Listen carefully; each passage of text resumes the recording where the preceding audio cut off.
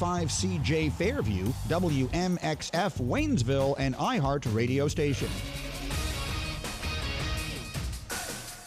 I'm Doug Brown. Game 4 of the NBA Finals tonight in Miami. The Nuggets lead the series 2-1 over the Heat. Denver has won 4 straight on the road, a franchise playoff record. ESPN's Tim Bontemps doesn't think anything will change tonight. I think Denver's going to win the next 2 games to win the title because I just think that, Gabe Vincent said it best after Game 3 when he said we have a small margin for error, right? And the Heat really do have a small margin for error in this series in particular. Tim Bontemps on Fitz and Harry. Our coverage starts at 7:30 Eastern on ESPN Radio. The game also on ABC TV. The U.S. women's national team stays number 1 in the new FIFA World Rankings. They've held the top spot for 6 years now. The Women's World Cup starts July 20th in Australia and New Zealand. Novak Djokovic beats Carlos Alcaraz in 4 sets in the semis at the French Open today. Djokovic won 12 of the last 13 games after Alcaraz cramped up in the Paris heat. Casper Ruud is up 2-0 against Alexander Zverev in the other semifinal. Think O'Reilly Auto Parts for all your car care needs. They're close, convenient, and have the parts you need fast, along with excellent customer service from professional parts people you can trust. Stop by your local O'Reilly Auto Parts today or visit O'ReillyAuto.com.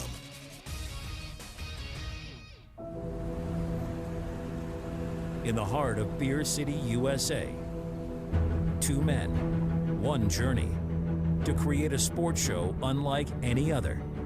Unfiltered, raw, and honest. One of them played a soccer goalie opposite Ben Stiller. The other once scored 6 points on Steph Curry. These guys know their shit. Let's go! Tank Spencer, Jeremy Green, the Sportsocracy. Presented by Ingles Supermarkets. Low prices, love the savings. And welcome into the Sportsocracy. This is ESPN Asheville 92.9 FM, 880 AM and 1400, and the Sportsocracy heard everywhere on the iHeart Radio app. And we are seen everywhere live in the Ingles studio on YouTube. Go to thesportsocracy.com, click the live video link. Subscribe to the channel so you can join the chat. Today we've got a lot to talk about. Obviously, tonight is the night that the Denver Nuggets can bring it down to 1 game to go. Bring it in, man. Let's go. You'll have to be patient with my my sidekick here. Him have the snuffies. A little bit. My nose has been running off my face all day long. Him have the snuffies. And if you get me sick, we're going to have a problem. Oh, you better watch that old timer. Them summer colds is the worst. That is the oldest statement you have ever made. Welcome into the Sportsocracy. We have to take some tea. Mount Rushmore today for the all the teams of the AFC South coming up for you the 5 o'clock hour of the program. Jeremy and I'm just hoping we get that far. I mean, frankly, I'm afraid you're going to fall out. I'm the only one here. Jeremy and I have got another 8 rounds on the expansion draft. The Tennessee Top Hats spending not as responsibly. I was going to say not as freely as the Beer City Battalion is. Yeah. Tank is spending in a way that we'll let the cap be next year's problem. Pretty much. We're going to be bad and expensive. That's a recipe for awesome. Just call me Nick Casario, ladies and gentlemen. Yep, that's actually the most apt comparison I've heard yet. We'll be doing that coming up in the 4 o'clock hour.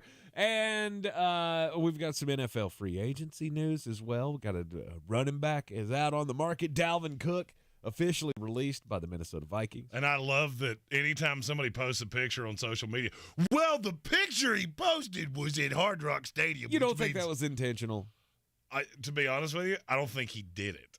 So most of these guys have guys that do their social media. So, I mean, maybe it was. I don't really care.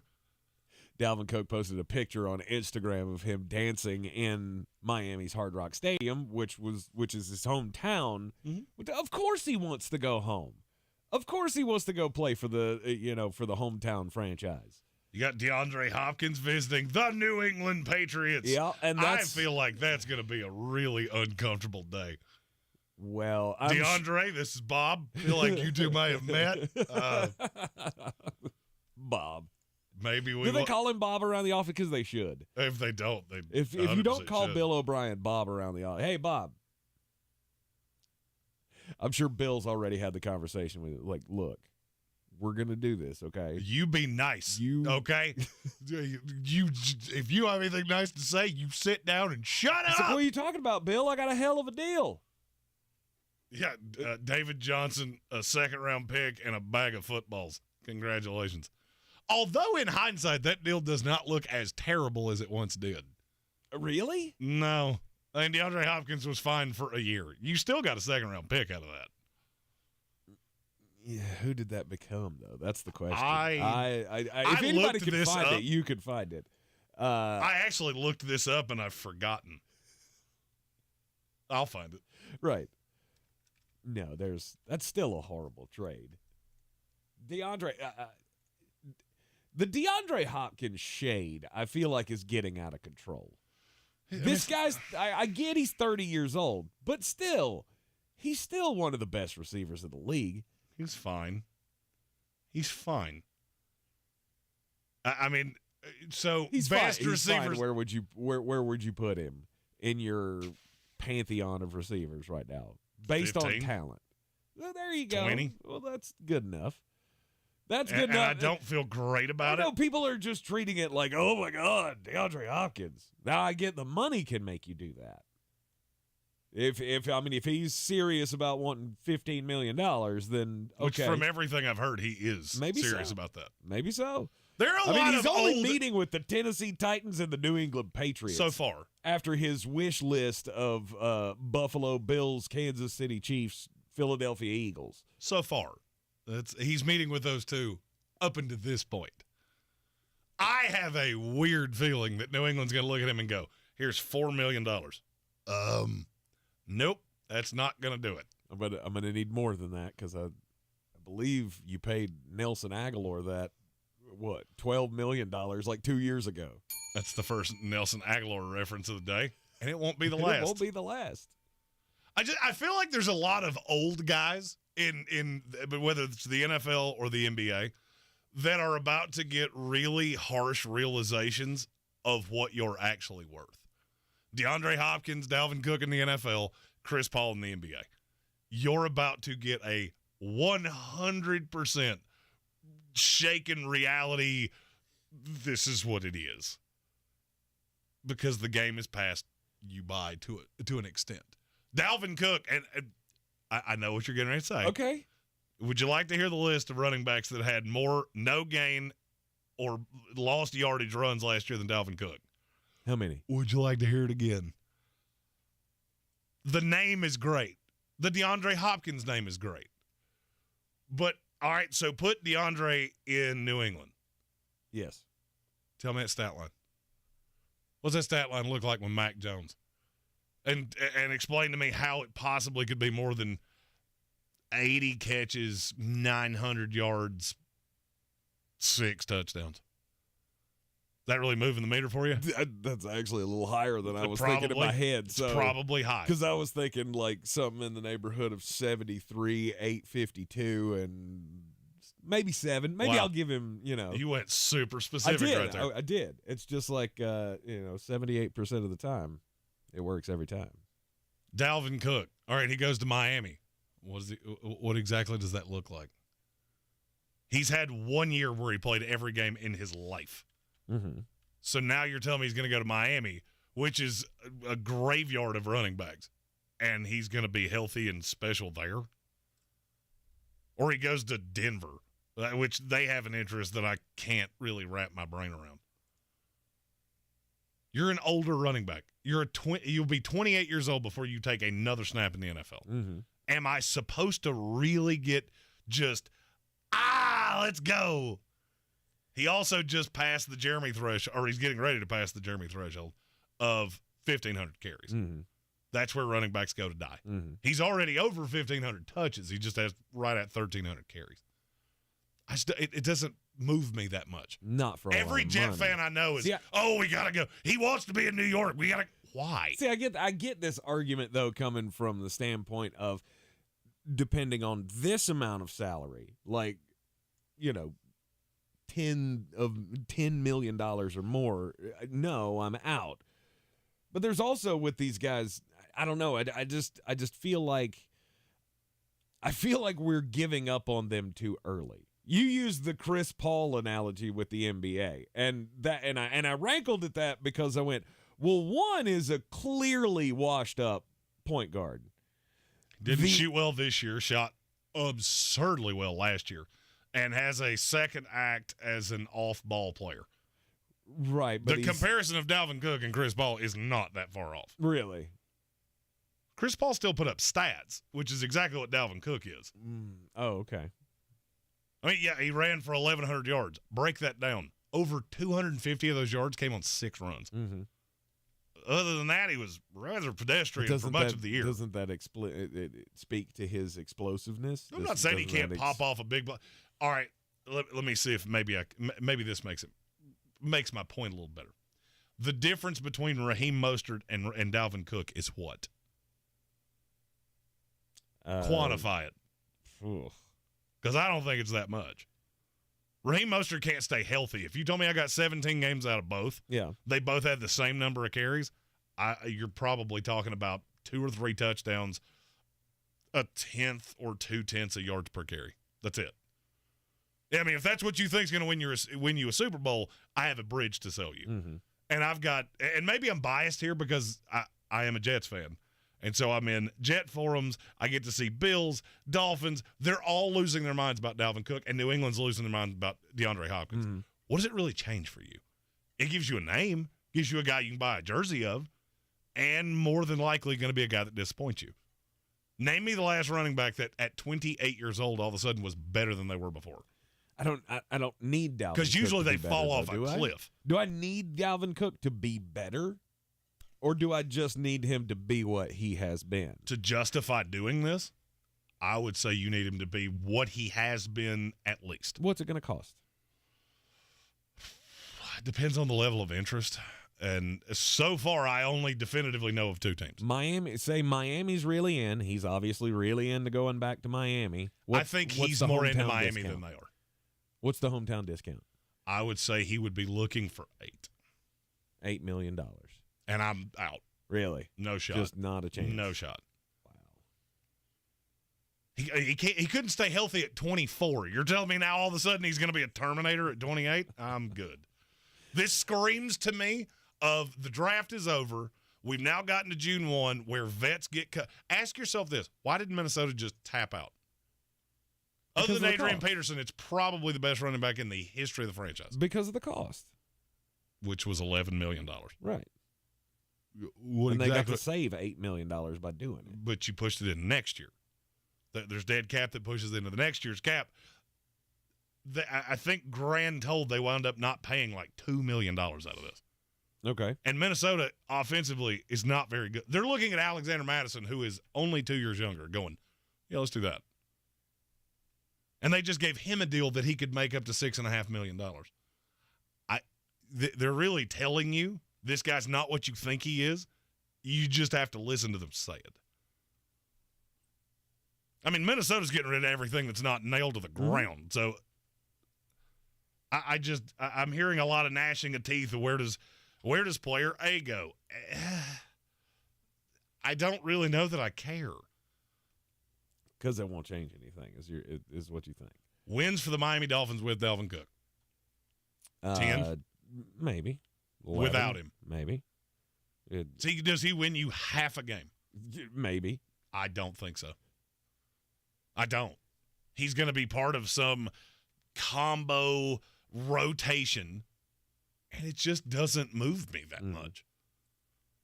It's another broken down running back. I shouldn't say broken down. This is another older running back, and am I maybe tapping out on him half a year early? Maybe. Mm-hmm. But sorry, a guy that's played more than 14 games one time in his life, I'm not seeing the impact, no doubt top 10 running back in the NFL. I don't see that. No, but I don't think that's what he's That's how this is being sold. is that Miami, I wasn't aware of that. With Tyreek Hill and Jalen Waddle with his home run hitter speed, still a mediocre line, and your biggest question is still your quarterback. Mm-hmm. It changes virtually nothing. So you want to go do it? More power to you. As a Jets fan, I want to stay as far away from this as humanly possible. Because there's one more thing that could blow up in your face. No, I've got a 22-year-old running back. I've got, as you said the other day, there's 3 more in the stable. Would it be nice to have a vet? Sure. I'd rather have the $8 million carrying into next year, especially since we're paying a 407-year-old quarterback. If you're the headline of what I'm trying to say here, if you think you're fixing some gaping hole in your roster in June, historically, you're not. Mm-hmm. Historically, you're getting a broken toy. Maybe you can get a few plays out of it, but it's still going to end up the same broken toy that the previous owner thought it was. And I get what you're saying about, fans are falling in love with this idea that this is the all-pro running back, this is the missing link or whatever. I get that. But I don't think there are any NFL teams that feel that way. I don't think there's a single NFL team that looks at Dalvin Cook and goes, okay, now you make us a Super Bowl contender. I could be wrong. Maybe that's what Mike McDaniel believes. Maybe he believes that Dalvin Cook is the missing piece in his little zone running scheme or whatever that can just break this wide open. Okay, but we've seen pretty much every running back you've ever used be the same. Yeah, and they tend to get hurt, just like the Jets did, just like San Francisco's always have. Mm-hmm. How that's never become a story, I don't know. But have you ever noticed that all 3 of those teams, they have run that concept? They just churn through running backs and offensive linemen. Lineman hasn't always been as big. It was for the Jets. It hasn't been always for San Francisco. Mm-hmm. It's kind of dependent on the guy. But, I mean, you got a point. Yeah. I mean, I've heard a lot of experts talk about the zone running scheme and how bad that is for tackles to be on the move. And, you got this big guy who's just trying to be so mobile to get out there and blocking his in the scheme. Well, it basically ruined Mekhi Becton. Absolutely. So blows his knee apart. And I guess that's where I'm going with this, is you've got a running back that has proven to be less than durable. He's had 2 great seasons in his career. And now you think you're going to add that to Miami and all of a sudden that changes anything? You already have Dalvin Cook. I mean, I'm starting to feel like a parent here. You don't need Dalvin Cook. We have Dalvin Cook at home. All right, it's Raheem Mostert. It's Devin Achane. And to me, it's much ado about nothing. Right. Buffalo, I feel much different. Because, yes, I love his brother, but I always viewed his brother as part of a rotation. Mm-hmm. And I don't think Damian Harris is going to be the body of that snake. Dalvin Cook could be. Right. But that's just the difference in fit. And I look at DeAndre Hopkins much the same way. In New England, I don't think you're going to be throwing the ball that much anyway. You're going to win by running the ball, playing good defense. Tennessee, different story. Because I think right now I could make it to an open tryout to play wide receiver for the Tennessee Titans. Mm-hmm. New England will be running the ball, playing good defense, while Mac Jones is the quarterback. That's going to be 2 games, and then Bailey Zappe's going to come in and win MVP. You just wait. It's the Sportsocracy. This is ESPN Asheville. It is a Friday here in the Sportsocracy.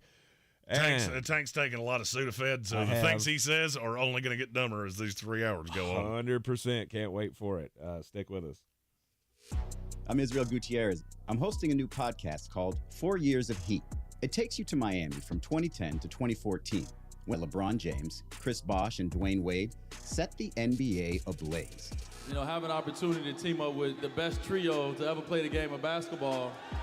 We'll take you inside those 4 monumental years with behind-the-scenes access and insight about one of the greatest teams ever assembled. 4 Years of Heat on the iHeartRadio app or wherever you get your podcasts. I believe real estate isn't about properties. It's about people. I'm Clarissa Hyatt-Zach with eXp Realty, serving all of Western North Carolina. Navigating the home buying and selling journey can feel overwhelming at times, and that's why having an agent who cares about you and your needs is key. I'm a native of Western North Carolina, and I close over a home a week. I'm an expert in the market, pricing my sellers correctly to net you the most money, and working as a skilled negotiator for my buyers. Please give me a call today at 828-774-6343 to set up a complimentary market analysis. So much of life these days is rushing around from one place to another. Sometimes you just want to enjoy the journey on the way to the destination. And part of what makes it a little more enjoyable is an appreciation for the folks who help you get there. At Ingalls, we know that the people who send you on your way are the same ones who keep you coming back. I think you should take it for a spin. Are you serious? Ingalls, all the ingredients for family. It's time for Summer Sips and Scans with Dr. Merrill and the gang of Asheville Smiles Cosmetic and Family Dentistry. Join them on the third Thursday of the month all summer long for mimosas, wine, local beer, and even a wheel of prizes. They'll also be offering Invisalign specials. It's Summer Sips and Scans starting on June 15th only with Asheville Smiles Cosmetic and Family Dentistry. Sign up now at AshevilleSmiles.com or call 251-2426. Asheville Smiles Cosmetic and Family Dentistry. I'm Martin Hoke, the inventor of Navage Nasal Care, and I love Navage. I've told you about how your nose is the body's air filter, that Navage's powered suction will help flush out allergens, viruses, mucus, and germs, and that Navage will help you breathe better. But what do other people say about Navage? Like Haley, quote, "Navage is the best thing I bought. I love it. My nose feels so clear now and I can breathe. I've been struggling with a stuffy nose for weeks. I bought Navage and it's amazing." Or this one, "I use Navage every night, could not imagine life without it. I have 5 cats, and before I found Navage, I was a clogged mess. Now I breathe so much better." Unquote. Those are 2 of over 100,000 online reviews praising Navage, the all-natural solution trusted by over 3 million people to help you breathe better, sleep deeper, snore less, and stay healthier without drugs. Navage is available at Walmart, CVS, Walgreens, Target, Rite Aid, and online. Navage, Navage, clean nose, healthy life. Get in zone, AutoZone. Welcome to AutoZone. What are you working on today? Thinking about washing your car? Right now, you can get the Armor All Ultimate Car Care Detailing 8-piece kit for only $25. That's soap, a wash mitt, wheel cleaner, tire shine, glass wipes, and interior wipes, all together in a bucket. Give your car the shine it deserves at the right price, only at AutoZone. Get in zone, AutoZone. Restrictions apply.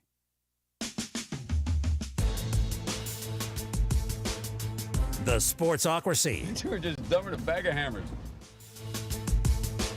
So Rob Salah says they're gonna turn the stones over on Dalvin Cook. Jeremy, this is your favorite team. You're connected with this franchise. How many of those rocks are they gonna kick?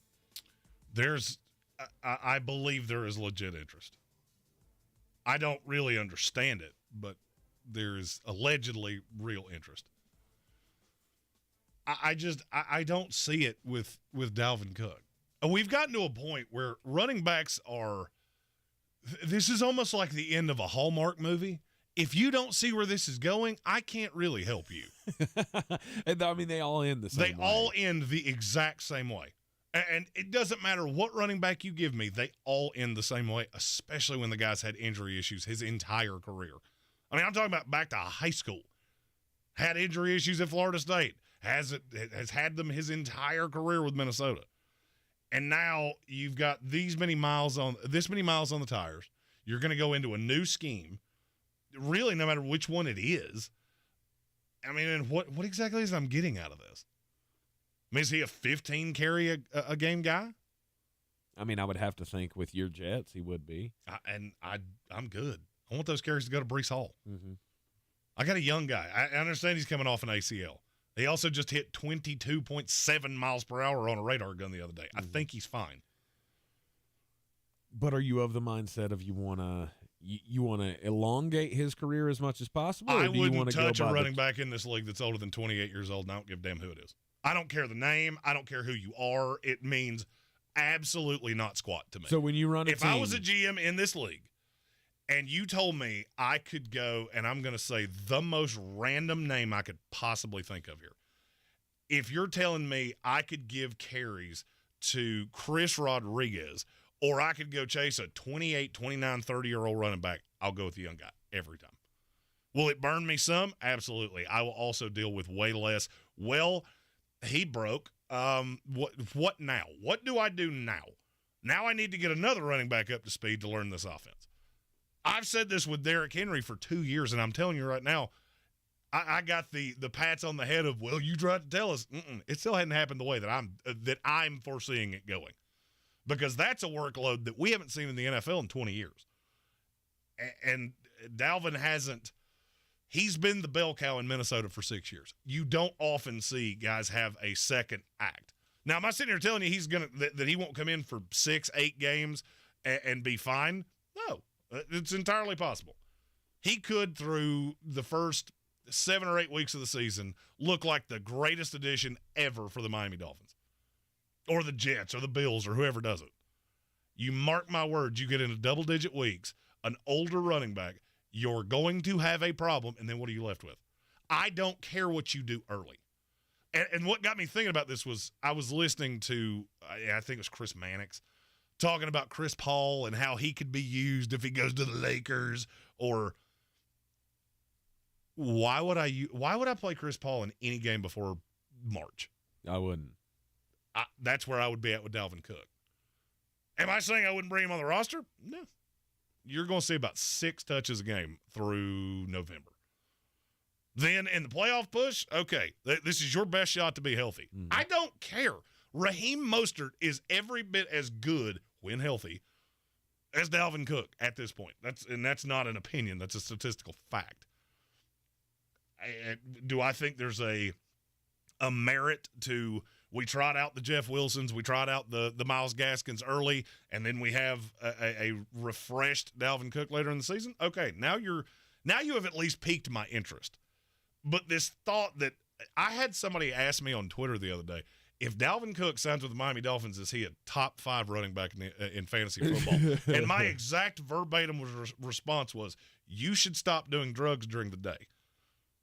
Because I got this at like 2 o'clock in the afternoon. Right. You should wait till night time to do your crimes, because that might be the craziest thing anybody's asked me. Top 5 running back. No. Stop doing this with geriatrics. The NFL is almost undefeated in this. When you see a player that has been productive, they hit a certain age, and it's not even really the age. It's certain benchmarks of snaps and usage, and that's where guys that I talk to in the league go, I'm out. Since this Dalvin Cook thing started happening, I have yet to talk to anybody that's in any way affiliated with the NFL going, oh, yeah, you should really hedge your bets on that. A lot of soft tissue injuries, I'm good. I'm good on it. DeAndre, you might get a year out of him. Right. Because he never was like a burner. That's the other part that burns me about Dalvin Cook. What was his claim to fame when he was Dalvin Cook? Agility. He was incredibly fast. Mm. That ages like milk. But he had 1,100 yards last year. Yeah. Because he had 1,100 carries last year. But if you really break down the film, it was a lot of home runs, a few doubles, whole mess of singles, and a whole lot of striking out looking. Right. And I'm good. Okay. All right. Dalvin Cook, he is a big name on the market, and so he's getting all the attention, and I think he can be a difference maker for a team. But really, what does that quantify as we said a minute ago? I mean, does it equal half a game? No. Half a win for you? There's not a running back outside of the highest end guys. And I'm talking Saquon, Nick Chubb, the best of the best. Alvin Kamara, that's all that has that much of a role. Right. Running backs are running backs. Draft one. My God, there were 57 of them in this draft class. Miami, you did it with a guy named Devin A-Chain. That I'll be honest with you, I think he fits in that scheme better than Dalvin Cook does. I mean, I would agree, but I guess the name is something worth chasing. Look, I'm a Jets fan. I've watched us do this 1,000 times. When you chase the name, Le'Veon Bell. How'd that go? I actually induced myself into oof. And I felt that one hit that agita. Usually it doesn't go your way. Yeah. And you make much ado about nothing, and you wind up getting the same level of production that you would have gotten from Zonovan Knight or Michael Carter or Raheem Mostert or Jeff Wilson or Devin A-Chain. I'm good. I think it all depends on what you can get him for, but I will agree with your statement. Dalvin Cook and DeAndre Hopkins probably about to find out. They're on the FAFO scale. Like they have. DeAndre's the one that I know has a really high. He's looking for one more score. Right. But before he moseys on into the sunset. It ain't out there. It is not out there. I mean, maybe it is with one of these crappy teams. I mean, and what does that look like? He's after $15 million. Is there a team in the NFL to give that to him? I don't know. The answer is no. And before you say Odell Beckham Jr., Odell's younger than he is, for one. Mm-hmm. Two, that didn't make a lick of sense to anybody I've talked to. No, it didn't. And with DeAndre coming off the PED thing, no, I'm good. Yeah. I would say you come closer into the $5 million with $5 million in incentives. You want to bet on yourself? We'll pay you. But I don't know where that ends up. This screams as a desperation move to me. For anybody. It's not a desperation. He would be the number one receiver in New England. If you go get Dalvin, if you go get DeAndre, and you pay them the full market price that they think they're worth, that's an absolute desperation move. No doubt. Good teams just don't have to do it. Correct. But, I mean, also look at the teams that have been interested in both. You've got Dalvin Cook with the Dolphins, who have been looking for a running back for what feels like 20 years. The Broncos, who have one coming off an injury. DeAndre Hopkins with the Patriots and the Titans, who have the two worst receiving corps in the NFL. Right. Just tell you everything you need to know. Desperate people do desperate things. Now, the receiver side of that, I don't mind him. He would be your one, no doubt. It's not that I don't care what you pay him. You're just so desperate that I have no aversion to you doing it. The Dalvin Cook thing, no, I'll pass. It's ESPN Asheville. You are in the Sportsocracy. When we come back, we'll get just a bit outside. This is your Exergen Temporal Scanner weather forecast on ESPN Asheville. Comfortable low humidity for one more night tonight with temperatures in the upper 40s in the valley, and then the numbers start to climb. The humidity starts to climb here for the weekend with some 80s tomorrow and Sunday, and south winds this weekend with a chance for some splash and dash thunderstorms. 49 in the valley tonight, mid-40s. Some of the higher elevations, and temperatures running well below average. Sunshine Saturday, 82. I'm meteorologist Scott Larimore. That's the latest Weather Channel forecast. This report is sponsored by Verizon. Ready to take control of your phone plan? Well, then you better take that next turn to a Verizon store, because my plan from Verizon is the kind of control we all deserve. Get exactly what you want. Only pay for what you need. Get my plan at your Verizon store today. The year is almost half over, and you are still dealing with that knee or hip pain. Enough is enough. Pills are not the answer. Surgery is not the answer. You need to call QC Kinetics today. The advanced regenerative medicine solutions at QC Kinetics can give you a life without chronic joint pain. You can do all those summer activities you used to enjoy. QC Kinetics is the nation's leader in taking healing properties from your own body and applying them right into your achy joint, so your joint tissue can be repaired and restored naturally. This treatment is truly revolutionary. Patients across America are having life-changing results, and there's no drugs, no surgery, and no downtime. If you have pain in your knees, back, shoulders, hips, you need to stop what you are doing and call QC Kinetics now for a free consultation. Learn how the latest advances in regenerative medicine can give you your life back. Call 828-333-9517 in Asheville and in Greenville. That's 828-333-9517. If your pubic region was quote-unquote junk, you wouldn't need America's #1 trusted men's grooming brand. But it's not. So show some respect with Gillette Intimate. For a gentle and easy shave, Gillette Intimate, the best a man can get. Buy now at a retailer near you. Running a small business is no small task. At Home Trust Bank, we work hard to prepare businesses for whatever tomorrow may bring. Your dreams are our business, and we have local experts who can help you plan for a successful future. Dependable guidance you need, and service you'll appreciate. At Home Trust Bank, we take your small business banking personally. Visit your local Home Trust branch or anytime at htb.com.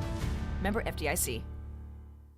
For more information about contests on the station, log on to espnavl.com. I believe real estate isn't about properties. It's about people. I'm Clarissa Hyatt Zach with eXp Realty, serving all of Western North Carolina. Navigating the home buying and selling journey can feel overwhelming at times, and that's why having an agent who cares about you and your needs is key. I'm a native of Western North Carolina, and I close over a home a week. I'm an expert in the market, pricing my sellers correctly to net you the most money, and working as a skilled negotiator for my buyers. Please give me a call today at 828-774-6343 to set up a complimentary market analysis. Since man created roads, they've been looking for ways to get off-road and vehicles to take them there. That's where Outlaw Off-Road comes in.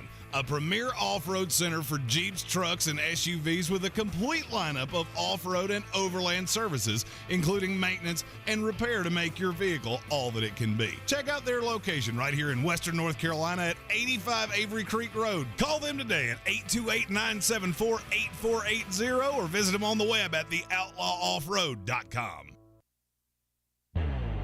Boy, you must be outside your mind. The Sportsocracy. Just a bit outside. He tried the corner and missed.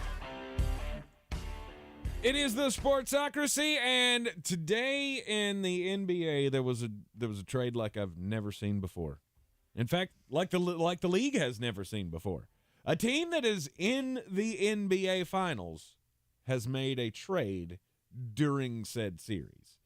The Denver Nuggets are making a swap with the Oklahoma City Thunder that is definitely one of a kind. Now, I don't know that we've ever seen a franchise like the Oklahoma City Thunder have so many picks. I mean, remember when we thought it was crazy how many picks that Philadelphia had a few years back? Oklahoma City has said, hold my beer and watch this. Exactly. Oklahoma City has buku amount of draft picks, and so they're trying to spread out the picks over the coming years. So they've made a trade with Denver where they're going to give up a first-round pick next year, Oklahoma City giving a first-round pick next year, a second-round pick next year, and a second-round pick in this year's draft to get a protected first-round pick in 2029. It makes more sense than you think. It sounds absurd. Why would I be giving up more draft capital now for draft capital way down the road? Because you can't put all these guys on the roster. And every team in the league knows it. Oklahoma City has 4 ones next year. Now, they may not all convey. There's protection on 2 of them. Mm-hmm. But we all know you don't have enough roster spots. I could make the argument that the best so the way this deal worked out, Denver gets the worst of their 4 first-round picks next year. Oh, I thought it was the best. No, they get the worst of their 4 first-round picks. It's I think it's the least valuable is the one that conveys. I could make the argument that that's Oklahoma City's pick because the other 2 of the other 3 come from Utah and Houston, who are both bad, and the Clippers, who may have to break up Kawhi and Paul George. Mm-hmm. And even if they don't, they never play together, so you get a shell of what that team should be in the first place. Right. Your most consistent producer is Terrence Mann. So it makes more sense than you think. Plus, by 29, Jokic is 34 years old. Jamal Murray, I think, will be 33. Mm-hmm. So, I mean, it makes sense. You're just kicking the can down the road to a time where, well, maybe we'll have a roster spot by then. Because you certainly don't have one now. Well, I mean, because you got to understand, first-round picks in the NBA are guaranteed. Mm-hmm. And I know that sounds strange because we're so used to talking about the NFL where, of course, a first-round pick's guaranteed. No, it's guaranteed for the life of the deal. There's nothing you can do to get out of it. Right. So you're paying the money when you take a guy in the first round. So they're looking at it going, we don't have a spot for 4 guys next year after what we're going to do this year. And it makes all the sense in the world for Oklahoma City to push those picks into the future. I'm not saying the deal doesn't make sense. It's just so off-putting when you look at it. But then, I mean, this is a win-win for both teams. I mean, Oklahoma City gets to push the draft capital down the road, and Denver, well, I mean, it's you have historically good drafting in the second round. Right, but you have a team that's in the NBA Finals right now, and adding veterans to this team is going to be difficult down the road. Yes, because it's a very expensive team. So how do I fix that? Well, I'm just going to go grab as much draft capital as I can. I mean, and look at the guys they've drafted over the years. I mean, Christian Brown, who was, I would say, the X factor in Game 3, will be again tonight. Mm-hmm. They got Porter late in the first round because he fell because of the injury. Bowl, and oh yeah, Nikola Jokic. He was a second-round pick, too. And I really just love saying that out loud. I really hate one thing when we go through the draft process. Okay. Player comparisons. Yes. They drive me crazy. Yes. Do you know why they drive me crazy? Because they set set a guy on a pedestal. Exactly. Yeah. They set an unrealistic expectation for what the kid is going to be. Over the years, we've had several tight ends who were nicknamed Baby Gronk. Oh, God. Michael Mayer was one. Pat Freiermuth was one. Yeah. We have a new one, and his name is Madden San Miguel. Madden? Madden, that's his first name. There's one thing that's really off-putting about this one to me, though. He's 10 years old. He's a giant kid. There's a picture of him standing next to Olivia Dunn at LSU, and he's every bit as tall as she is at 10. Come on. The Athletic just did a full, headline piece on this kid. He's 10 years old. He's got 315,000 followers on Instagram. What people?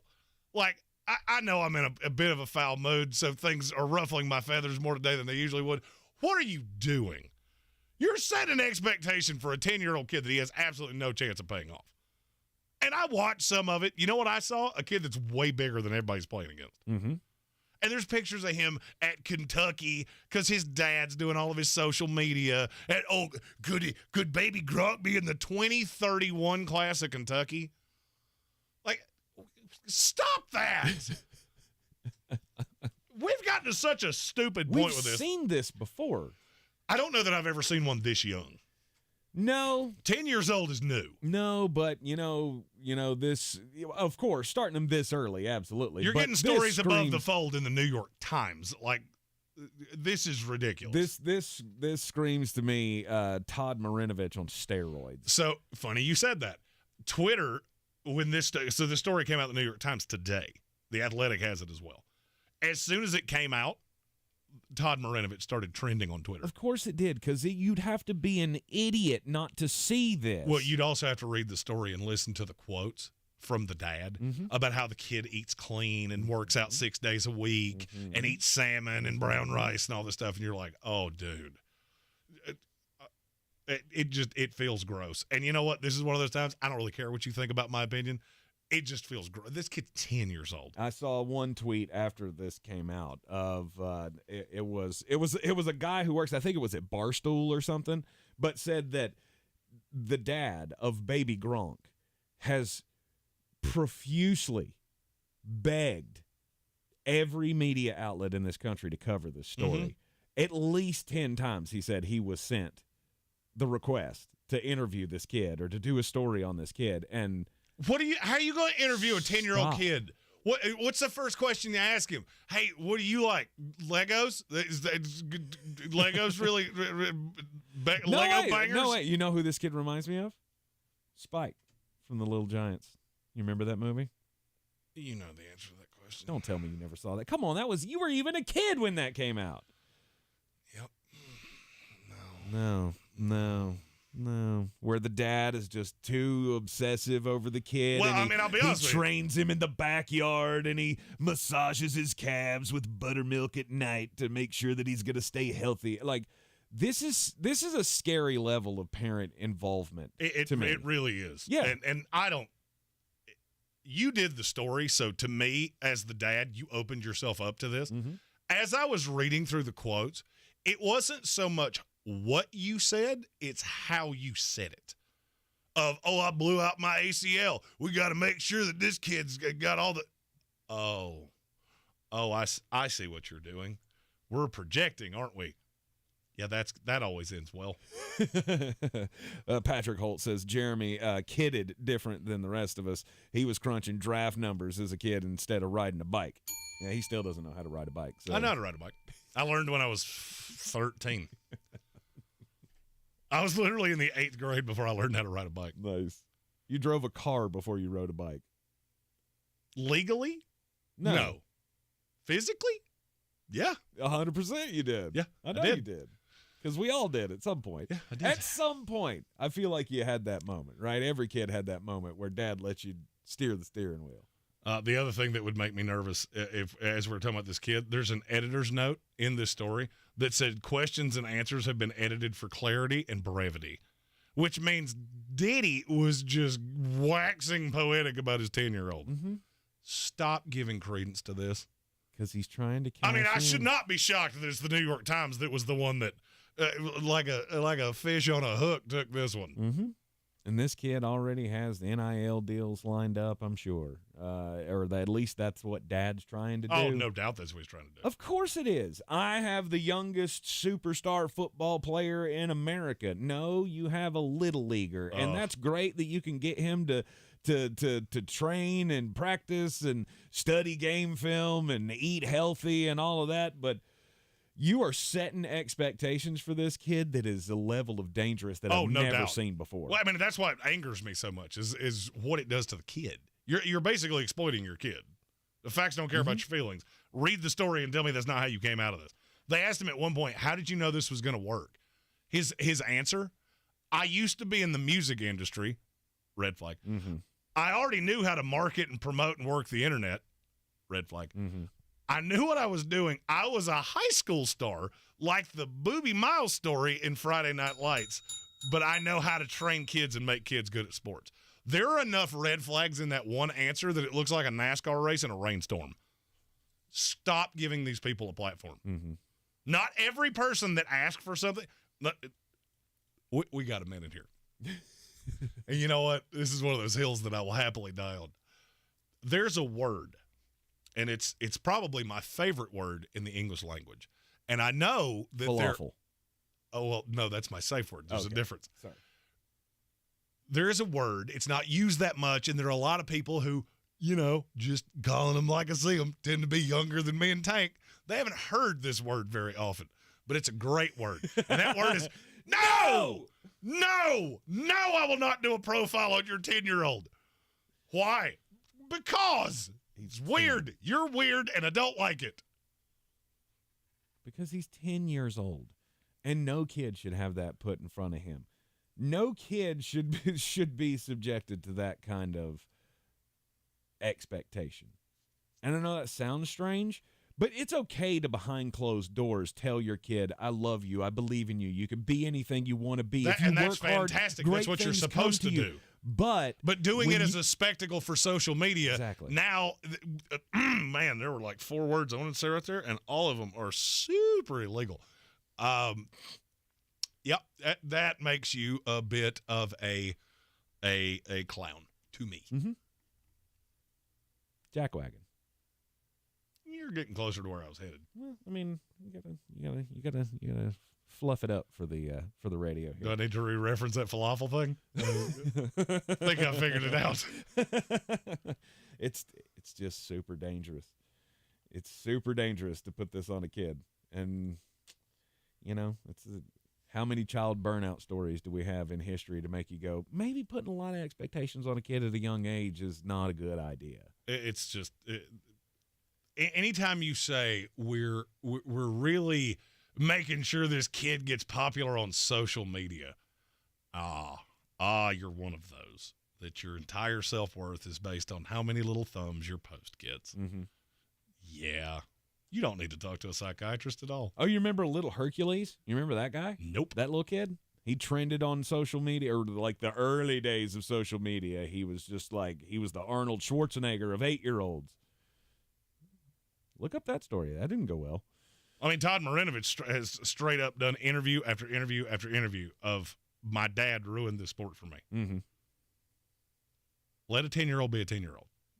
Okay, when they get to the high school age and they've got legit coaches training them, not somebody that compared themselves to a fictional character in a fictional. I like that. Fictitious. Sorry. There you go. Fictional. Added an extra syllable in there, didn't I? Fictional. You said it, and I went, what did I do wrong there? Oh, when you said it, I heard it. Oh, man.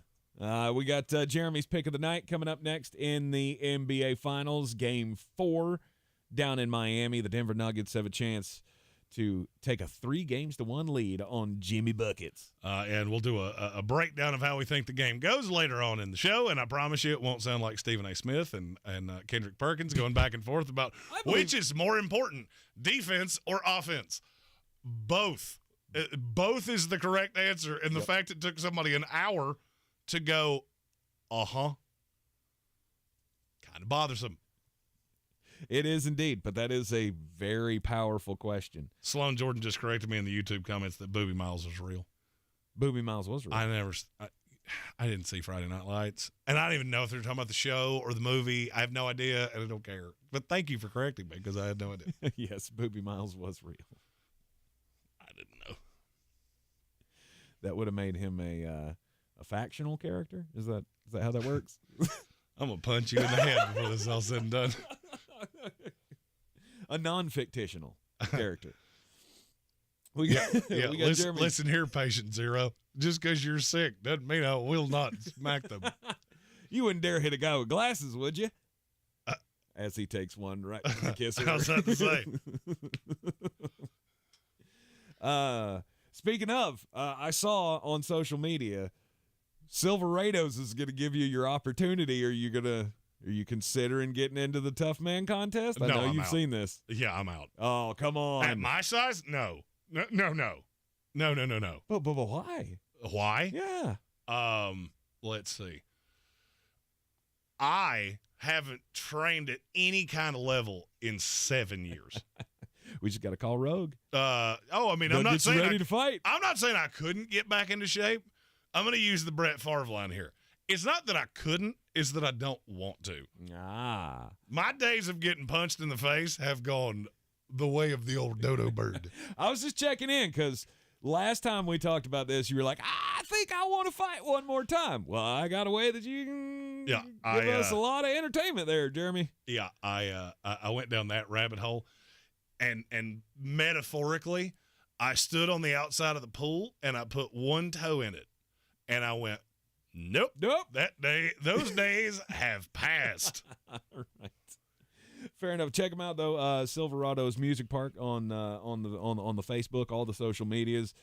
There is a chance at $5,000 on the line in a Tough Man competition coming up. It's very cool that they're bringing Tough Man back. We hadn't had one of those here in forever. No. And I'll go watch it, but yeah, at this point, the amount of money it would take for me to allow the size of gent that I am to punch me in the face is exponentially high. I bruise like a peach now. I'm good. It is the Sportsocracy. This is ESPN Asheville, 92.9 FM, 880 AM at 1400. Coming up after the break, Jeremy's pick of the night, Game 4 of the NBA Finals down in Miami. And then afterward, we are going to get into the Mount Rushmores for the AFC South teams.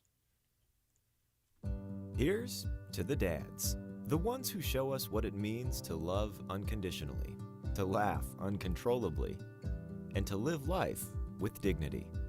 At Ingalls, we know that Dad doesn't always get the most attention. So this Father's Day, join us in giving the dads their due, along with the neckties, golf balls, and funny cards. We love you, dads, every day of the year. Ingalls, all the ingredients for family. Rogue Combat Club, Asheville's home for comprehensive martial arts training, has a goal for our community, one that's stronger, more fit, and unwavers in its support of one another. Rogue Combat Club's instructors have competed at the highest levels and offer classes for everyone from young children to adults in Brazilian Jiu-Jitsu, Muay Thai, and wrestling. Rogue Combat Club classes can help you boost your self-confidence and self-defense skills while weeding out the egos and intimidation found at other gyms. Join today at roguecombatclub.com. Tired of getting dinged by monthly fees on your checking account? You need Simple Checking from Home Trust Bank. With Simple Checking, you get all the essential checking services for free, including 100% online access and a free Visa debit card. It's everything you need from a checking account, but no hoops, no surprises, no monthly fees. Stop by today or call 800-627-1632. Simple Checking at Home Trust. Ready for what's next. Member FDIC, Equal Housing Lender. What's up? It's a Target trend alert. New swim has just arrived and it's sunny weather approved. If you're into bikinis or one pieces, high waists or cutouts, they're the perfect combo of trendy, flattering, and affordable.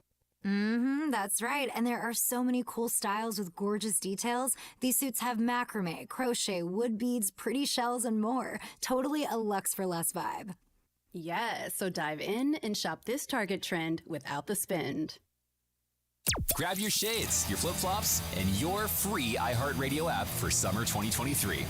No matter where you go this summer, your favorite radio station, the music you love, and the best podcasts in the world will be along for the adventure. Download the free iHeartRadio app today.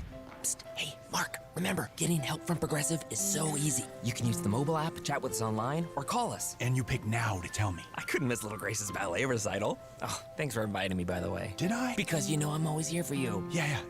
I can use the mobile app if I need help. Sorry, you're in my wife's seat, though? Oh, yeah, I gotta go anyway. Tell Grace she nailed her chassé. Get the help you need from Progressive with our mobile app, online chat, or over the phone. Progressive Casualty Insurance Company, affiliates, and other insurers. Wendy's Strawberry Frosty is back for the summer. Because if it's summertime, it's Frosty time. Beach time, Frosty time. Tea time, Frosty time. Me time, Frosty time. Treat yourself to Wendy's Strawberry Frosty this summer and make time for Frosty time. Choose wisely. Choose Wendy's. Now open till midnight or later. Limited time only. Participating U.S. Wendy's. Hours may vary. Coffee's the closer's home. Give them the money. Then when you get the money, you get the power. That watch costs more than your car. Then when you get the power, then you get the woman. Coming off a perfect night in hockey, we slide back into Game 4 of the NBA Finals and my 2023 NBA champion Denver Nuggets. I don't have to scream it anymore because you already see what it is I've been saying for so long. This is Green on Green, brought to you by Ingles Markets. Low prices, love the savings. Tonight, the Nuggets are a 3.5-point favorite, over under 211. I don't understand this line at all. If you look back to Game 3, Miami actually did a good job defensively against the Nuggets. This is a team that averaged 119 points a night in the regular season. They've held them under 110 every game of the finals. Here's what is really bothering me about supporting the Heat. You know how many turnovers they had in Game 3? 4! That's ridiculous for a team that got smoked like a deli meat. They also took 12 more shots, and in large part, they held everybody but Jamal Murray and Nikola Jokic in check. Yes, Christian Brown came off the bench. He did good things. That's still the 8th player off the bench, and Miami's had no solution to any of it. I'm taking the under 211 because I think this is going to look very similar to Game 3. Denver scores just over 100. Miami's somewhere in the 90s. And I'm taking Denver to cover the 3.5. And their coronation will be Monday right here in this segment. For more, find us on all the social medias at The Sportsocracy. And as always, love the savings with Ingles. Love the winnings with me. Mull it out. This is your Exergen Temporal Scanner weather forecast on ESPN Asheville. Comfortable low humidity for one more night tonight with temperatures in the upper 40s in the valley, and then the numbers start to climb. The humidity starts to climb here for the weekend with some 80s tomorrow and Sunday, and south winds this weekend with a chance for some splash and ash thunderstorms. 49 in the valley tonight, mid-40s. Some of the higher elevations and temperatures running well below average. Sunshine Saturday, 82. I'm meteorologist Scott Larimore. That's the latest Weather Channel forecast. This report is sponsored by Verizon. Ready to take control of your phone plan? Well, then you better take that next turn to a Verizon store. Because my plan from Verizon is the kind of control we all deserve. Get exactly what you want. Only pay for what you need. Get my plan at your Verizon store today. This September, our iHeartRadio Music Festival is coming back to Las Vegas. September 22nd and 23rd at T-Mobile Arena. Streaming live only on Hulu. Tickets go on sale Friday, June 16th at 2 p.m. Eastern, 11 a.m. Pacific. But starting Wednesday at 1 p.m. Eastern, Capital One cardholders can score tickets and other awesome experiences before anyone else for 48 hours only or while pre-sale tickets last. Visit iHeartRadio.com/Capital One for more pre-sale details. What's in your wallet? Staples Print and Marketing Services help small business print big. Now get $15 off signs, banners, and posters when you spend $75 or more. Offer ends July 1st. Visit staples.com/printbig for details. This is your sign to try Staples, where your prints are perfect guaranteed. I'm Israel Gutierrez. I'm hosting a new podcast called 4 Years of Heat. It takes you to Miami from 2010 to 2014, when LeBron James, Chris Bosh, and Dwayne Wade set the NBA ablaze. Have an opportunity to team up with the best trio to ever play the game of basketball. We'll take you inside those 4 monumental years with behind-the-scenes access and insight about one of the greatest teams ever assembled. 4 Years of Heat on the iHeartRadio app or wherever you get your podcasts. From the Ingalls Studios, this is ESPN Asheville, WPEK, W225CJ Fairview, WMXF Waynesville, and iHeart Radio Station. Talk about funny things related to sports, and it kind of just feels like you're laughing and joking with your friends. Yeah. I'm Doug Brown. Tonight's Game 4 of the NBA Finals brings the quickest turnaround in this series, only 1 day off between games. The Nuggets lead the series 2-1, and they are 3.5-point favorites tonight. After getting out-rebounded by 25 in Game 3, ESPN's Brian Windhorst says the Heat just have to be better. Obviously, the Nuggets have a size advantage, but when Jimmy Butler and others are talking about an effort issue, an energy issue, that is the central factor right there. They cannot get out-rebounded by that measure, so the Heat are promising more energy in Game 4, specifically on the boards. Brian Windhorst, our Game 4 coverage at 7:30 Eastern on ESPN Radio, the game also on ABC TV. Free agent wideout DeAndre Hopkins is planning to meet with the Patriots next week. He also has a meeting set with the Titans. After splitting 2 epic sets in Paris today, Novak Djokovic beats Carlos Alcaraz in a 4-set French Open semifinal. Djokovic will play Casper Ruud in the final Sunday. It's Wrangler season out there. Open roads, endless horizons. Shop Wrangler.com for new denim styles, made for your next adventure. Wrangler, for the ride of life.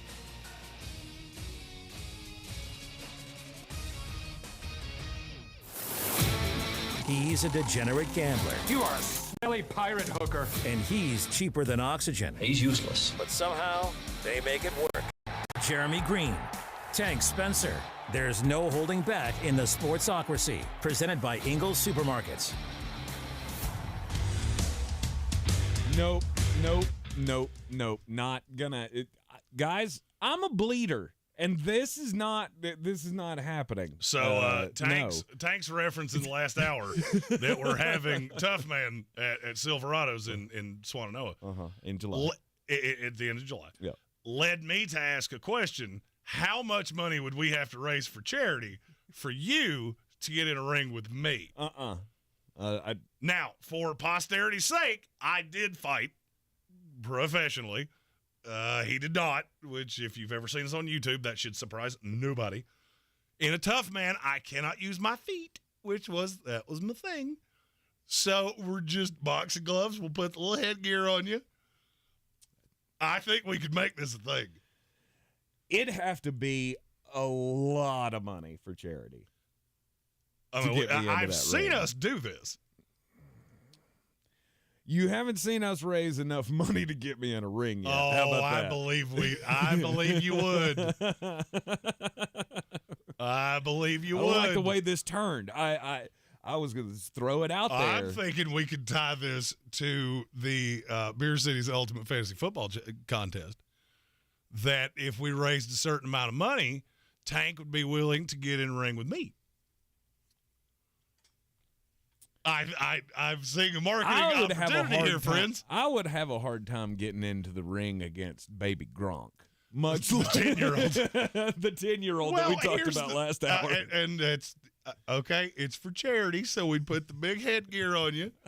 We'd put big gloves on me. And here's the thing. I've had enough concussions. Big gloves like those goofy ones at the fair? No. I mean, no. I might take a shot if that was the case. I think there's a path to this.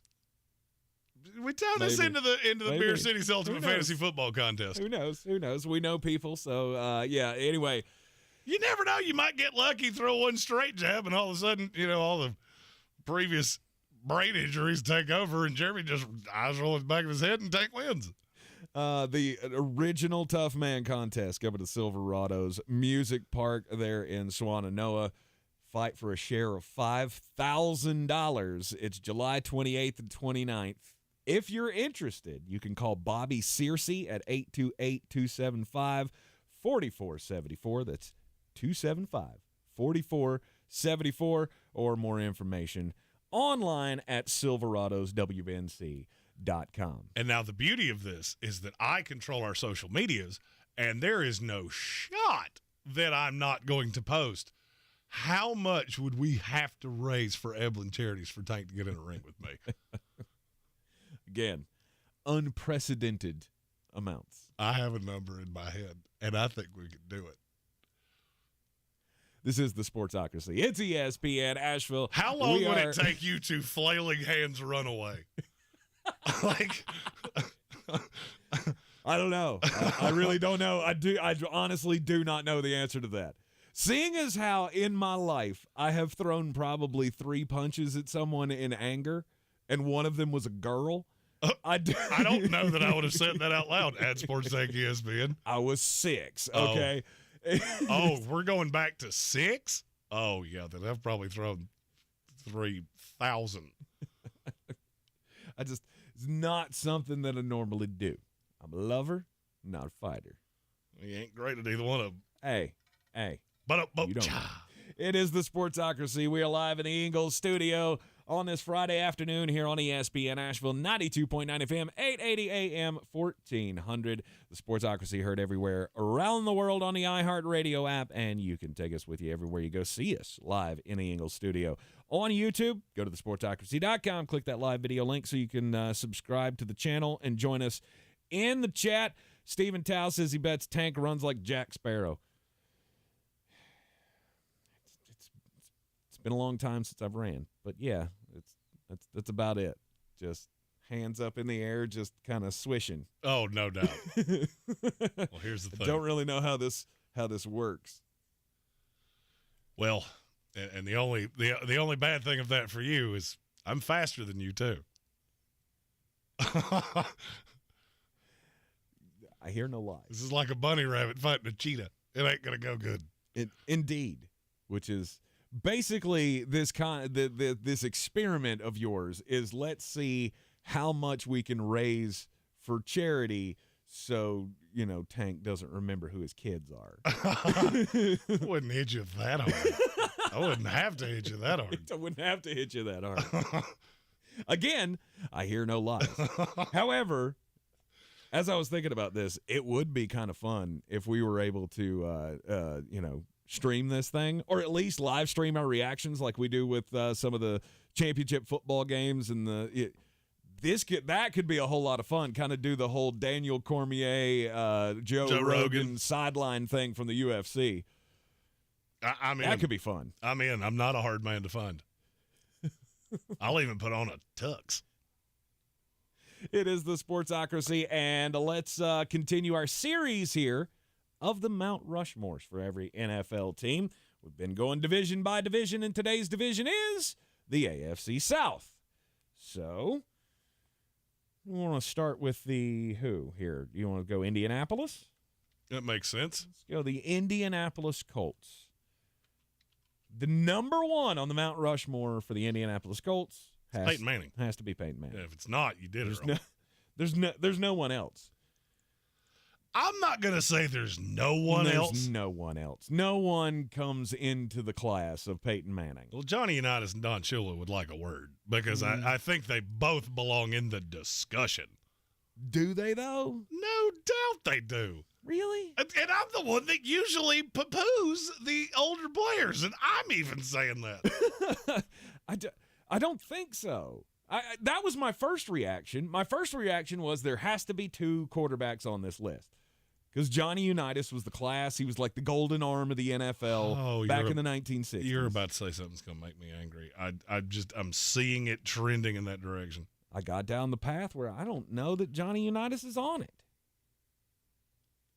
Okay, I'll play. Who are the 4 ahead of him? If you say Adam Vinatieri, we're not gonna have to wait on a charity donation. He didn't have as many clutch kicks with the Indianapolis Colts as he did with the New England Patriots. So, no, Adam Vinatieri was not one of them. My number 2 was Marvin Harrison. And I don't know that I really want to hear any arguments on that. Like, Do you have any? Not specifically. I mean, he was on my list. Mm-hmm. He was on my list. I had 9 names on my list. Peyton was the no-doubter. Mm-hmm. Johnny was a no-doubter. Okay. I felt like Marvin Harrison was a no-doubter. It was everything from there that could be debatable, but I have a weird feeling I think I know who your fourth one is, and I can't agree with you. Honestly, I don't know at this point because I have so many possible options. After Peyton and Marvin, then I could throw in there Reggie Wayne. That was who I thought you were going to say. Then I've got 2 running backs that I can go with, and Marshall Faulk and Edgerrin James. Marshall Faulk wasn't there long enough. I remember him way more as a Ram than I do as a Colt. Well, see, to me that would kind of be the same argument for me with Don. I mean, I know Don took him to a Super Bowl, but I mean, he was the coach there for what, 3 years, 4 years, something like that before he went to Miami. It was longer than that. Was it? 36.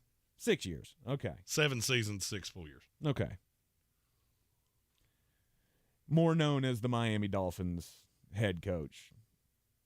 There are a lot of young football fans that they might know who Don Shula is. They don't know that he ever coached with the Baltimore Colts. I agree with that. Doesn't mean he shouldn't still be there. At least in the discussion. In the discussion, not necessarily on the mountain. And then I want defensive guy. I got Dwight Freeney and Robert Mathis. It's hard for me to pick. It would be Dwight Freeney. I was about to say it's Freeney if we're down to those two. But I mean, to me, you have left off the most obvious of all selections here. Okay. It's Pat McAfee. Let's go. Oh, gosh. Greatest punter of all time. Greatest sports personality of all time. Let's go.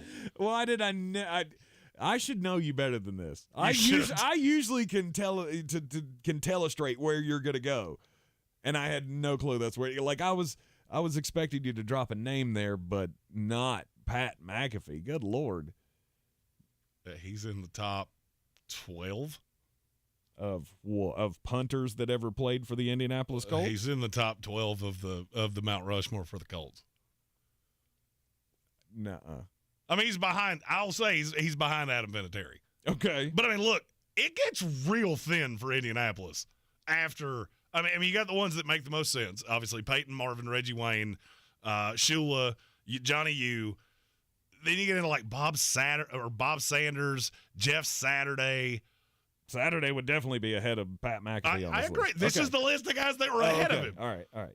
Dwight Freeney, Dallas Clark, Edgerrin James. Did you say Robert Mathis? I didn't, and I didn't on purpose. Really? Mm-mm.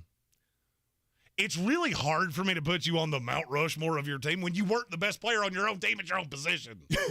So, by the way, that's my argument for Reggie Wayne too. I was going to say, so that's what gives Pat McAfee the edge is because there's no punter that's greater. I'm not saying that he should be on it. I'm just saying your dismissal that he should be talked about is off-putting.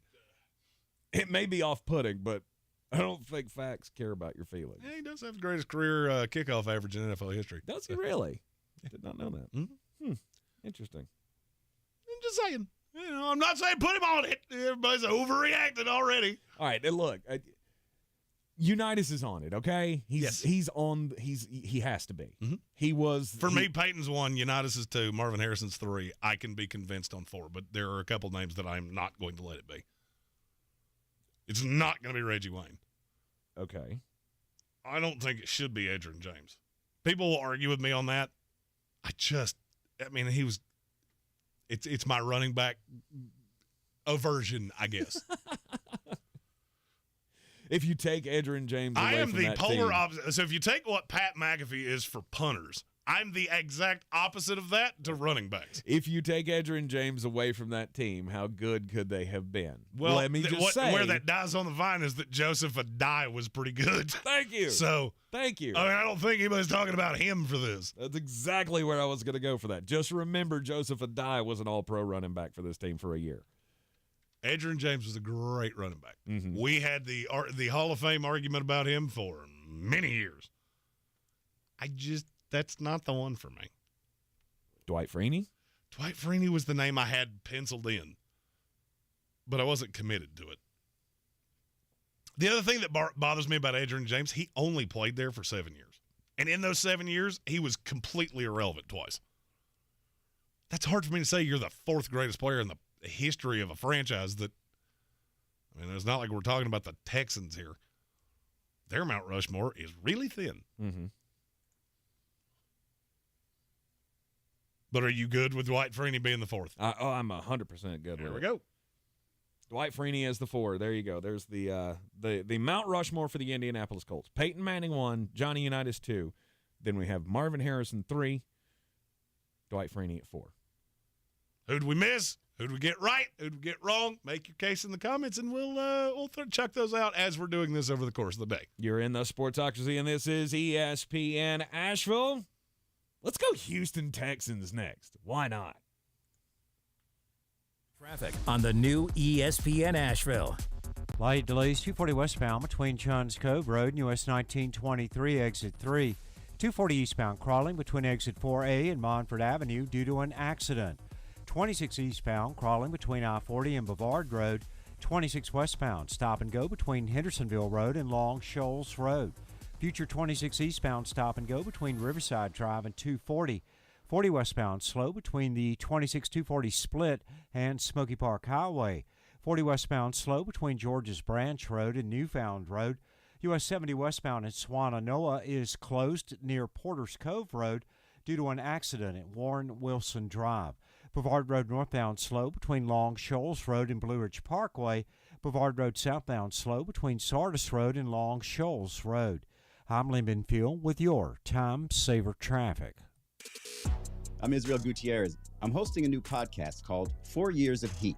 It takes you to Miami from 2010 to 2014, when LeBron James, Chris Bosh, and Dwayne Wade set the NBA ablaze. You know, have an opportunity to team up with the best trio to ever play the game of basketball. We'll take you inside those 4 monumental years with behind-the-scenes access and insight about one of the greatest teams ever assembled. 4 Years of Heat on the iHeartRadio app or wherever you get your podcasts. See Guns N' Roses in the U.S. city of your choice and get the special Paradise City Lounge VIP package. For a chance to win, just open the free iHeartRadio app and listen to Guns N' Roses Radio, and you'll be automatically in it. For info and tickets on GNR's tour, go to livenation.com. Gillette Intimate gives guys a gentle and easy shave on there, and around there, and even under there. Don't treat your groin like junk. Respect it with Gillette Intimate, the best a man can get. Buy now at a retailer near you. Wendy's Strawberry Frosty is back for the summer. Because if it's summertime, it's Frosty time. Beach time, Frosty time. Tea time, Frosty time. Me time, Frosty time. Treat yourself to Wendy's Strawberry Frosty this summer and make time for Frosty time. Choose wisely. Choose Wendy's. Now open till midnight or later. Limited time only. Participating U.S. Wendy's. Hours may vary. Do you find yourself stuck in a timeshare? Get the real facts about the timeshare industry and your options for cancellation. Chuck McDowell, founder of Wesley Financial Group, has put together a free information guide that reveals the secrets the timeshare industry doesn't want you to know, including the 5 ways to get rid of your timeshare. Call now and get this timeshare cancellation guide absolutely free. Call 800-859-5500. That's 800-859-5500. 800-859-5500. So much of life these days is rushing around from one place to another. Sometimes you just want to enjoy the journey on the way to the destination. And part of what makes it a little more enjoyable is an appreciation for the folks who help you get there. At Ingalls, we know that the people who send you on your way are the same ones who keep you coming back. I think you should take her for a spin. Are you serious? Ingalls, all the ingredients for family.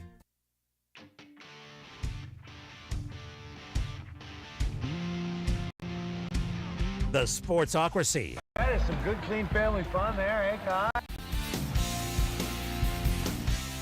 I just love GOAT talk, and I'm glad that we could get Jeremy on board with it here in the Sportsocracy, rolling through the Mount Rushmores for all the teams in the NFL today. The AFC South. Next up, the Houston Texans. This should be short. This one should be fun. Number 1 is J.J. Watt. Right? I agree. Is it close to you? I was about to say I think it's closer for me than people think. With Andre? Oh, absolutely. Okay. I mean, it's not like a giant chasm between the two of them. I mean, Andre Johnson is one of the greatest wide receivers in NFL history. Yes. So it's not. The discrepancy between the two is what J.J. Watt did within Houston. He's Mr. Texan. Mm-hmm. That's the difference. In terms of player, I think they're equitable players. No, okay. Andre Johnson, to me, may be the most underrated receiver in NFL history. If he's not, I don't know who it is. Mm-hmm. Like Torrey Holt comes to mind. There are a few others that we have hit on doing this. Reggie Wayne. Yeah, are you like friends with him? No. Because Reggie Wayne does not belong in that conversation. Of most underrated, he gets put in the same breath as Andre Johnson, and that is stupid. One had Peyton Manning, one had Matt Schaub. Let's talk about it. Name me the second best receiver that he ever played with. Who, Andre? Yes. Can't do it. There you go. Because it would, I don't even know who it would be off the top of my head. All right, and then there's D-Hop. Yeah. Come on. Yeah. He's on my list. I don't know that he's going to make it. Okay. Please tell. Please do tell. Who's ahead of him? Well, there was one that was a no-doubter for me. Okay. Arian Foster. Okay. Arian Foster was the best running back in the league for 3 years. Mm-hmm. DeAndre Hopkins was arguably the best receiver in the NFL for about a year and a half.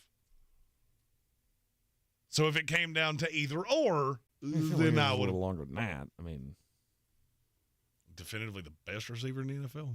He was first team All-Pro 3 years in a row. I got it.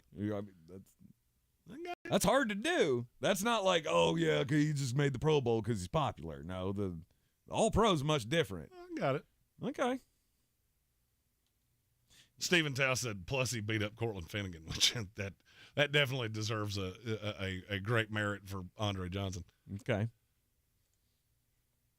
Do you have a 5? I have D-Hop ahead of Arian Foster. So, but did you have Arian Foster at 4? Yes. Arian Foster. Because for me, when you get into 5, I was trying my best to come up with anybody that would take DeAndre Hopkins off of this. I can't find one. Deshaun Watson is the closest, and that was the name I wanted to put talk him about. On the wall. I can't either because he wasn't there for long enough, and with the way it ended. Yeah. But then you get into Whitney Merciless or Jadeveon Clowney or Brian Cushing, Mario Williams. D'Amico Ryans? That's the name. D'Amico Ryans. Right there. See, that's why I enjoy doing this, because that's the name that I would like to discuss. I mean, D'Amico Ryans is one of the greatest players in Texans history, no doubt.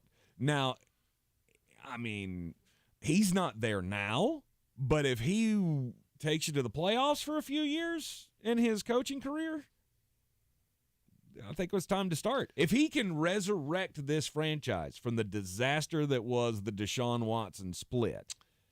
So that's the argument that I would like to make. Okay. I believe he deserves some form of credit for taking this job at all. No matter what he does with it. I mean, fact or fiction, the Houston Texans are absolute dumpster juice. Mm-hmm. This is, the trash people came and picked it up. They dumped it in their truck, but there's this sludgy little pond in the bottom of the dumpster. Houston Texans. That's not me being spicy. This is the most dysfunctional team in the NFL, and it's not all that close in a league with the Arizona Cardinals. And the fact that he even took this job to try to right the ship, I almost feel like that should put him up there ahead of DeAndre Hopkins. He was in the discussion solely as a player. And maybe this is me doing that thing of I don't want to have to change this 3 years from now because I don't really see how this could go that he's not going to be up there. Well, I mean, if he comes in. If he comes in and they win 5 games in 3 years, Nick Caserio, in the message, repeat the line. Really? Do you realize from that? Do you realize how bad this roster is? Yes. I mean, it looks like an XFL team. Mm-hmm. When I went through doing the expansion draft pool, which we will be disclosing our next set of players in the next hour, I went through the Texans and went, I don't even know who some of these guys are, and I'm the draft guy. So for me, the fact that I don't know what my expectation is of him as the coach of this team, but I also feel like it has to be exponentially better than anybody else would be. I think pie in the sky, your expectation of this team has to be Bill O'Brien era. You want to be that. Bill O'Brien went to an AFC championship game with a roster that, belonged in the NFL. Mm-hmm. The Texans, they need to call that psychic that I was talking about yesterday to make this roster even look like it belongs in the league. Oh, and by the way, you traded your first-round pick next year. I'm going to keep railing on that all year long because it was stupid. Mm-hmm. But that's what you have to expect. You have to expect that DeMeco Ryans makes this a playoff team again. You didn't win. You didn't win anything with Bill O'Brien other than division titles, and that's saying something for this franchise. But I feel like that has to be the expectation. You want us to get back to that point, and that's what you want. But I mean, I want to be 7-1 and be the backup center to Nikola Jokic. It's not going to happen, and I figured that out when I stayed 6'5" for my entire life. I don't know that Don Shula could take this team to the playoffs in the next 5 years because you've done so much damage to the perception of the franchise because you have continued to allow Nick Caserio to tear this thing down to the studs. If DeMeco Ryans wins 6 games, they should build statues of him. In a presidential term, in 4 years. Mm-hmm. He has 1 6-win season. They should build statues of him outside this building. Okay. Because I'm not sure anybody else could. You just took a quarterback at 2 that most people felt like he was probably the second best quarterback. Maybe. There was some dissension with Anthony Richardson. But then you gave up building around him to get a pass rusher. This is just the dysfunction of this franchise. And this is how they're looked at from the outside in. The fact they got DeMeco Ryans to take this job is the greatest windfall they've had in probably the franchise's history. So even if he's not good as a coach, you were hope. In a franchise that had none. And I'm not necessarily to the point of saying he should be ahead of DeAndre Hopkins. I definitely think it's a discussion. It's the biggest discussion on this list. Because I'll be honest with you, my 6 was Mario Williams. And Brian Cushing was my 7. Yeah, there's not a lot to choose from. And Brian Cushing should be on the, how do I say this delicately, the pharmacist Mount Rushmore. To tell you how bad it is, I pulled up a list, just best list of Houston Texans players of all time. There was a ranking that was done, looks like 3 weeks ago, where this guy, this beat writer, essentially, or a guy that follows the Texans, he's got Jalen Petrie at number 13. He's a second-year player. Uh-huh. Derek Stingley's 20. Kenyon Green is like number 25. And he was awful as a rookie. Right. This is how bad this team has been. But they have had their stars. J.J. Watt, Andre Johnson, D-Hop, Arian Foster. To me, that's the 4. That's the 4, but DeMeco Ryans is, we'll say he's pulled up in the driveway and he's walking towards the door. It is the Sportsocracy, and this is ESPN. Ash, we got 2 more teams in the AFC South to go. The Jacksonville Jaguars. And if you really want to understand the depth of issues that Houston has had as a franchise, understand they're only 6 years younger than the Jacksonville Jaguars. Wait till you hear that list. Mm-hmm. How many names did you have on the Jacksonville list? Because I got to 17. Really? Yeah. I got to 8. And then I went, okay, that's enough. Well, there was None one. of these guys are on the mountain. There were two super obvious, and then the other two kind of rotated for me because I feel like a lot of them you deserve to be mentioned. I'm not sure any of you actually deserve to be on it. We got the Jacksonville Jaguars and the Tennessee Titans to come. Plus, we're going to get weird. This is your Exergen Temporal Scanner weather forecast on ESPN Asheville. Comfortable low humidity for one more night tonight with temperatures in the upper 40s in the valley, and then the numbers start to climb. The humidity starts to climb here for the weekend with some 80s tomorrow and Sunday, and south winds this weekend with a chance for some splash and ash thunderstorms. 49 in the valley tonight, mid-40s. Some of the higher elevations and temperatures running well below average. Sunshine Saturday, 82. I'm meteorologist Scott Larimore. That's the latest Weather Channel forecast. This report is sponsored by eBay Motors. You do anything to keep your vehicle happy. Let's make sure it stays running smoothly. With eBay Guaranteed Fit, the right parts are just a click away. When you see the green check, you know that part will fit. Get the right parts at the right prices. ebaymotors.com. Let's ride. Eligible items only. Exclusions apply. This is your time saver traffic on the new ESPN Asheville. 240 eastbound is crawling between exit 4A and exit 5A due to an accident. The left lane blocked. Future 26 eastbound stop and go between Riverside Drive and 240. 26 eastbound slowing between I-40 continuing to Long Shoals Road. 26 westbound stop and go between Hendersonville Road and the Blue Ridge Parkway. 40 westbound is slow between George's Branch Road and Newfound Road. Near Bent Creek, Brevard Road southbound approaching the Blue Ridge Parkway, continuing to Long Shoals Road. Traffic is stop and go.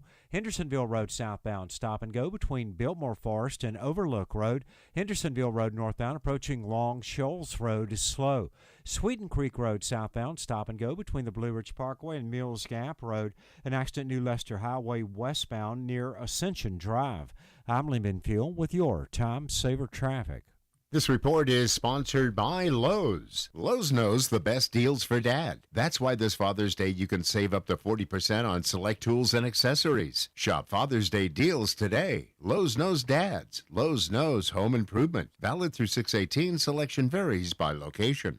Are you suffering from seasonal allergies? Because you're not alone. Experts say pollen season started earlier this year and will last longer, and that folks who've never had issues before are feeling miserable. I'm Martin Hoke, inventor of Navage, the world's only nose cleaner with powered suction. Over 3 million people use Navage to pull saline in one nostril, around the back of the nose, and out the other nostril, helping to flush out allergens, mucus, and germs. Navage helps clear your sinuses quickly and naturally. But what about other people's experiences, like Miss Clement? Quote, I chose Navage because of my persistent allergies. Navage works. While using it, I cut back on allergy meds and occasional shots at my doctor's office. Unquote. That's one of over 120,000 reviews with a 4.6-star average written by people who use Navage to breathe better, snore less, and feel healthier. Stop suffering and try Navage today at Walmart, Walgreens, CVS, Rite Aid, and Target. Navage, N-A-V-A-G-E. Clean nose, healthy life. If cleanliness is next to godliness, look around the car right now. Is that very godly? Look, life comes at you fast, but so does WNC Auto Detailing. They have the tools to make your interior look like it's coming off the showroom floor. You don't believe me? Check them out on Instagram. All that filth and years of stains disappear. WNC Auto Detailing does full interior and exterior details with paint correction, and they do wax and ceramic coatings. Call WNC Auto Detailing at 455-3700. Premium care with a Southern hospitality touch. Real estate isn't about properties, it's about people. I'm Clarissa Hyatt-Zach with eXp Realty, your native realtor serving all of Western North Carolina.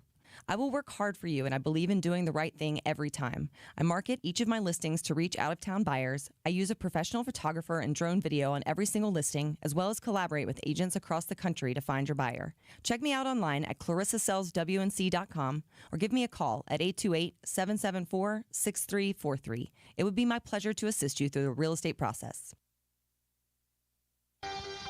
On the weird scale, there's Vegas, there's Florida, and there's Asheville. Let's get weird, Asheville.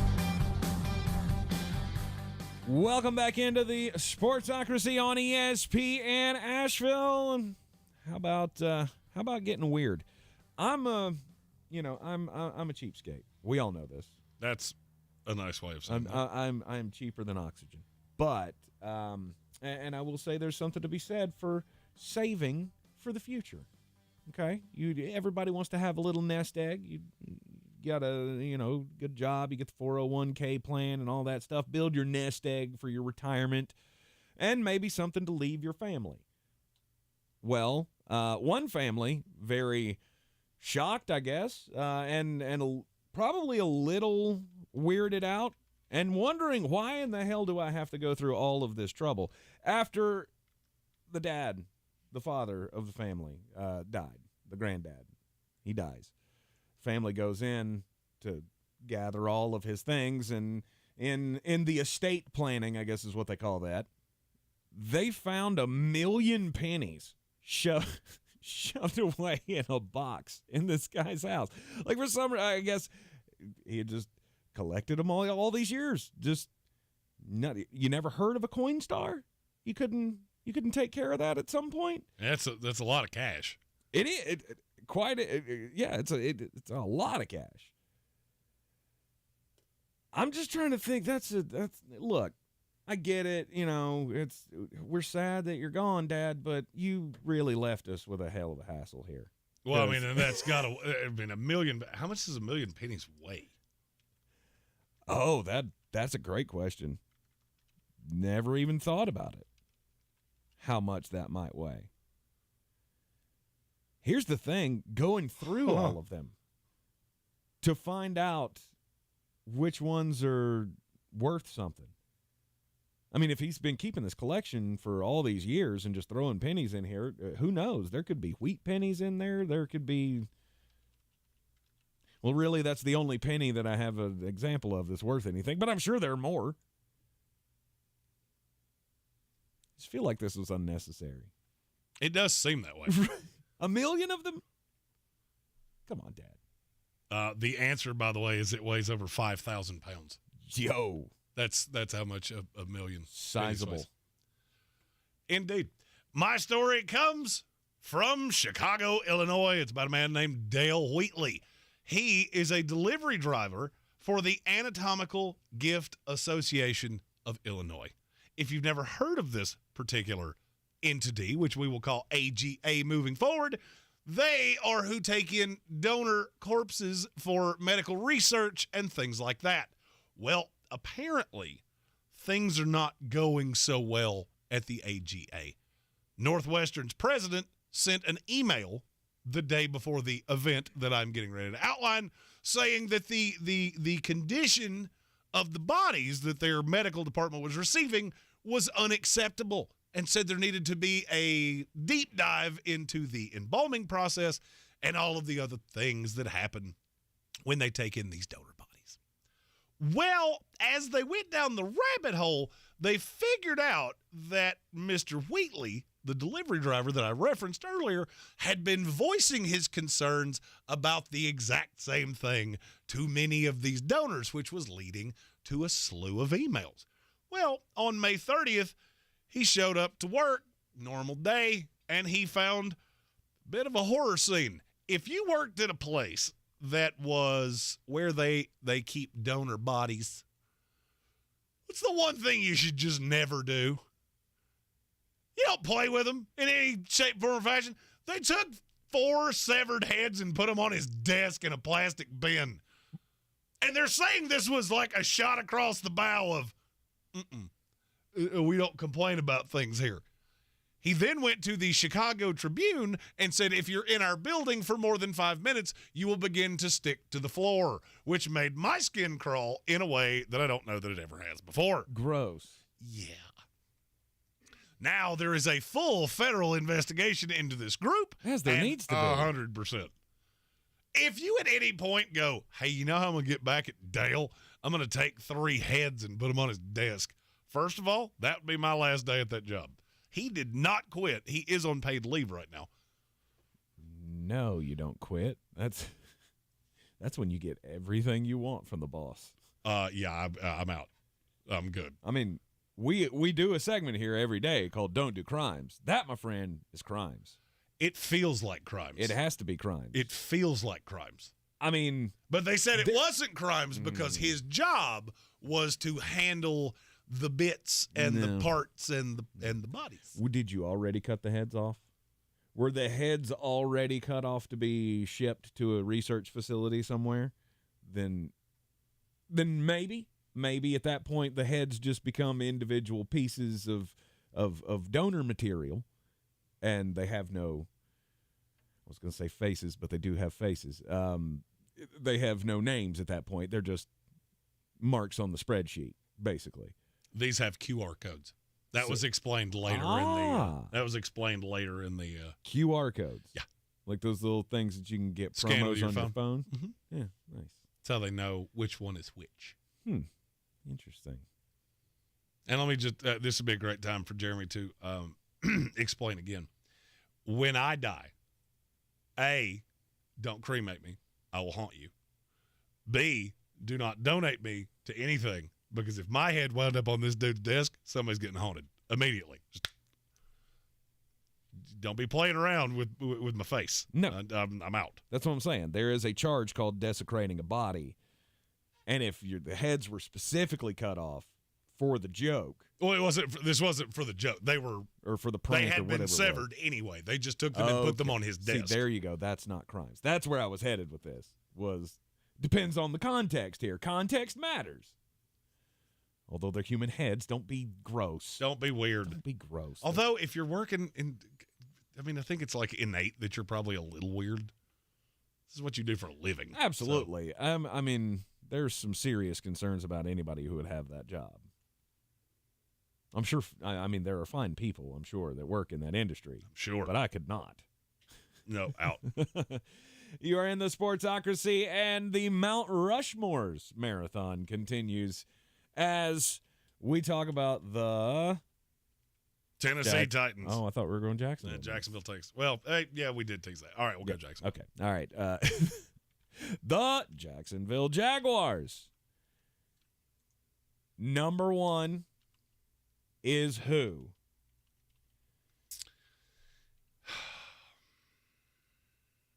I have two. You have two. Okay. Tom Coughlin is one of them. Okay. He was the first one to make you respectable. He was the first coach. Sure. I guess. Had a personnel role later on. Mm-hmm. Maurice Jones-Drew is the other. He and Fred Taylor are like right beside each other to me. Wow. See, I thought the no doubter here was Tony Baselli. I get that he didn't play long in the league. I was about to say you're not going to like my answer to this. But why? He was so dominant for the years that he played in the league. Yep, and there with were, the Jacksonville 4 Jaguars. of those? I think it was 6. I think he played 6. He was hurt a lot in 2 of them, if I'm not mistaken. Yet still became a Hall of Famer. He played 91 games in his life. Mm-hmm. Sorry, 5. How good was he? That's the equivalent of 5.5 years. So he's not a no-doubter to me at all. I'll be honest with you, I didn't have him on the list. That's ridiculous to me. You played 5 years. What do you want from me here? And he was hurt in half of them? Yeah. He was a great player, don't get me wrong. And he's the best player they've ever had. Fred Taylor has a great right to that. And I would say Maurice Jones-Drew's not far behind him. Apologies, I said those backwards for those that are already. That was my next step. I said I was a huge Mojo fan, but I can't have him over Fred Taylor. I had him on the screen side by side, and for some reason I decided for the first time in my life I'm going to read right to left. I don't know why. All right, so thank you for clearing that up. I'm shocked you would have Baselli at 1. I don't dispute how good he was. He was an all-time tackle. And again, he only did it in 6 years. And everybody recognizes the talent. That's why he ended up in the Hall of Fame, despite the fact that he only played 6 effective years in the league. This is the same argument I had when he got elected. Okay. It completely flies in the face of everything that the NFL's ever done, because it's just not enough for me. Mm-hmm. Just not enough. Wow. All right. And then your 2 is Fred Taylor. Because to me, he's the best player in franchise history. I would agree. but I think it's real close with Jimmy Smith. Jimmy Smith was another, and this is what I was saying of, man, you wind up with a lot of guys here. Jimmy Smith, Keenan McCardell, Calais Campbell. Mm-hmm. This is actually where I had Tony Baselli, by the way. He was in that Mark Brunell. There's a lot of guys that fall into that. Man, there are a lot of players that deserve to be here. Mm-hmm. But they're also players that I don't think would sniff the mountain on any other team. No, but I mean this is a younger team. They only came in the league in the mid-90s. Right. So you don't have the depth of they don't have a Johnny Unitas or a Y Tittle or. Of course they don't. They don't have anybody that wore leather helmets that people can try to cram down my throat annoyingly. But it's still just, to me, you look at the list and you go, okay, those are great Jacksonville Jaguars of all time. But they're great Jacksonville Jaguars of all time. And this is a poverty franchise that had a couple of really good players over the years. Well, and then in all reality, they're basically your Tampa Bay Buccaneers. Absolutely. They got to championship games. Right. All right, so there's only one way I can go here because MJD and Fred Taylor both have to be on it. I think Jimmy Smith has to be on it. Mm-hmm. I felt like Tom Coughlin did, but you completely wasn't even on my list. Didn't even think about him for a second. That's shocking to me. I didn't think about Dom Capers with the Carolina Panthers. I did. I didn't. But Dom also didn't come back and run personnel for them. True. Which Coughlin did. The only way that I can get away from it is that didn't end so well. Got a lot of league complaints about Tom Coughlin. Mm-hmm. So I could get to the point where we take Coughlin off and put Baselli in. Yep. Tony Baselli, Fred Taylor, Mojo, and Jimmy Smith. Not in that order, but that was the four that I came up with. I can be okay with that. Silver, our resident Jaguar fan, said Coughlin tearing apart the AFC Championship team is what takes him off the mountain. Okay, I can get behind that because he did. He's 100% right. Mm-hmm. He did tear that team apart. If you had a fifth spot, who would it be? Because now Silver's now talked me all the way off Tom Coughlin as we've been sounding this out. Mark Brunell. That would have been mine. I don't want it to be. I mean, I want that fifth guy to be a bigger name than Mark Brunell, but you can't deny that he was a really good quarterback. I mean, he wasn't like one of the greatest quarterbacks in the league at the time, I also wanted to find a way to shoehorn Mark Brunell in here because he's one of the only NFL players that I legit know. Yeah. Played for the Jets. You are in the Sportsocracy, and this is ESPN Asheville, 92.9 FM, 880 AM, and 1400. This next one, after the break, we're going to talk about the Tennessee Titans. This may lead to fights after I did my list. / the Houston Oilers. I feel like we have to throw that in there, because I saw a list earlier in the chat that was like, well, wait a minute, those guys are all Titans. You're forgetting one that doesn't make any sense to me. Absolutely. So we'll discuss coming up next. This is your time saver traffic on the new ESPN Asheville. Traffic is stop and go 240 eastbound between exit 2 and Charlotte Street. Future 26 eastbound very busy between Riverside Drive and 240. 26 eastbound slowing between I-40 and Airport Road. 26 westbound stop and go between Hendersonville Road and the Blue Ridge Parkway. 40 westbound slow between the Smoky Park Highway and Georges Branch Road. 40 westbound near Newfound Road, also very busy. Near the North Carolina Arboretum, Boulevard Road north and southbound delays approaching the Blue Ridge Parkway to Long Shoals Road. Near Fletcher, Hendersonville Road northbound approaching Howard Gap Road is slow. Hendersonville Road north and southbound near Long Shoals Road delays.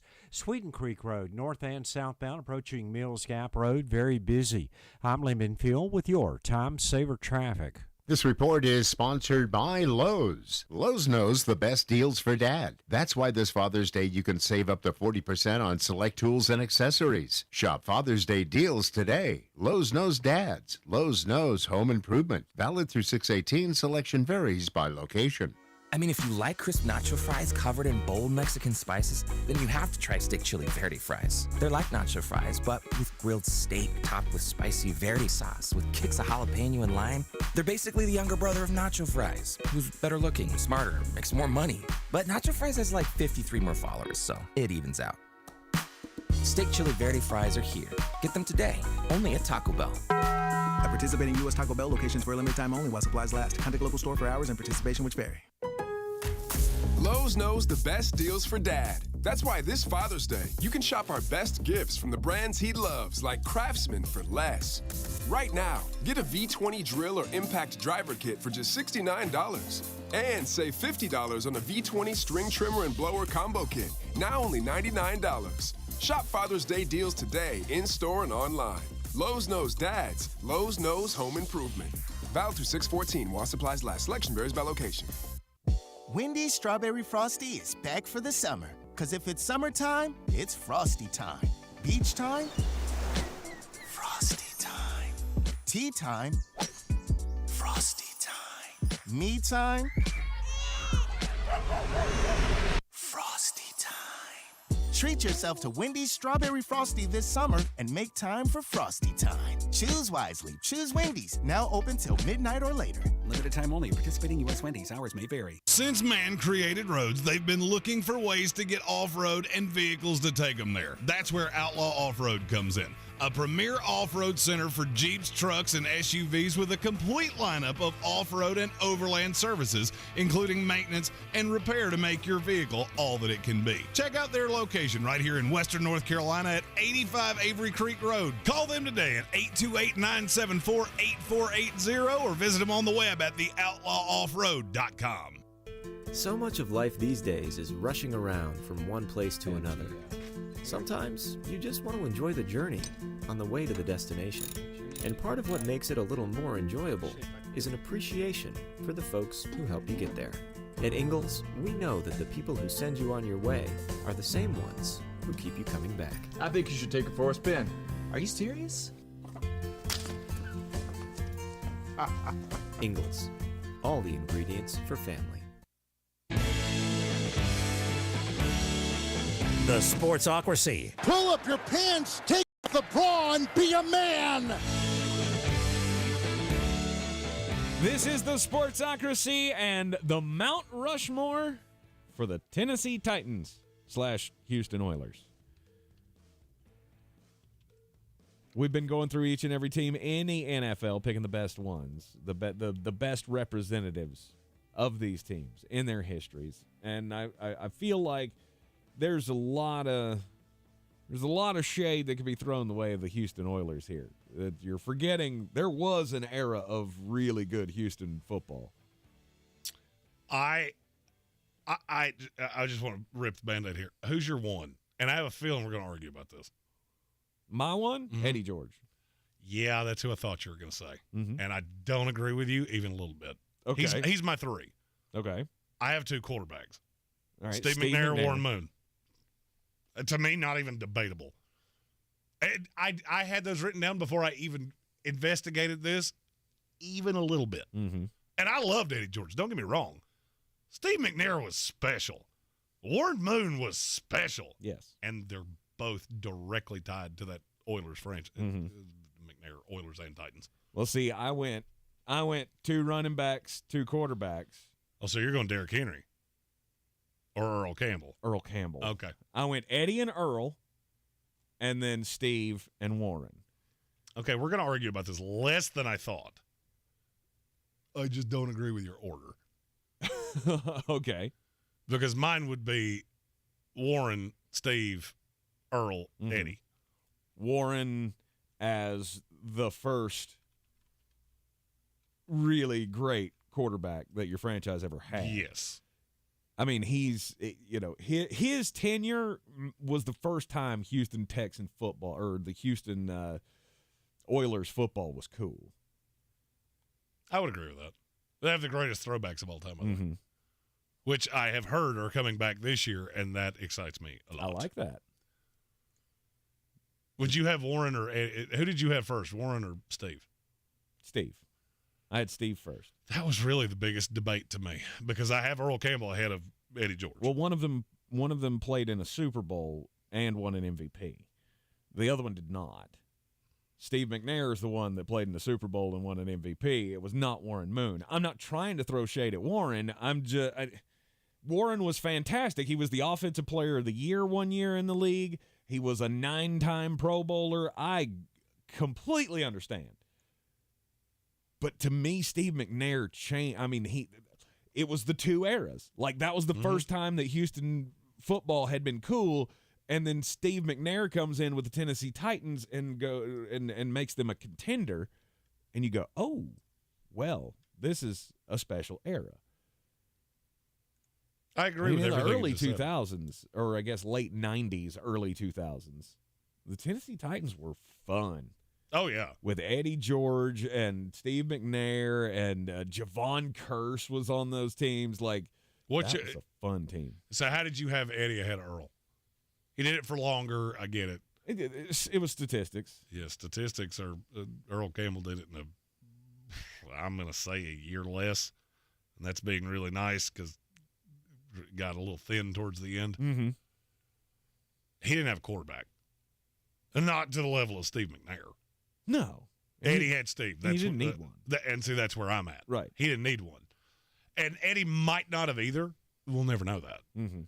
You had one. He didn't. Earl goes in ahead. So you're going Earl first? Yes. I got no problems with that. I can actually agree. Now that I've thought about it, I can actually agree Steve.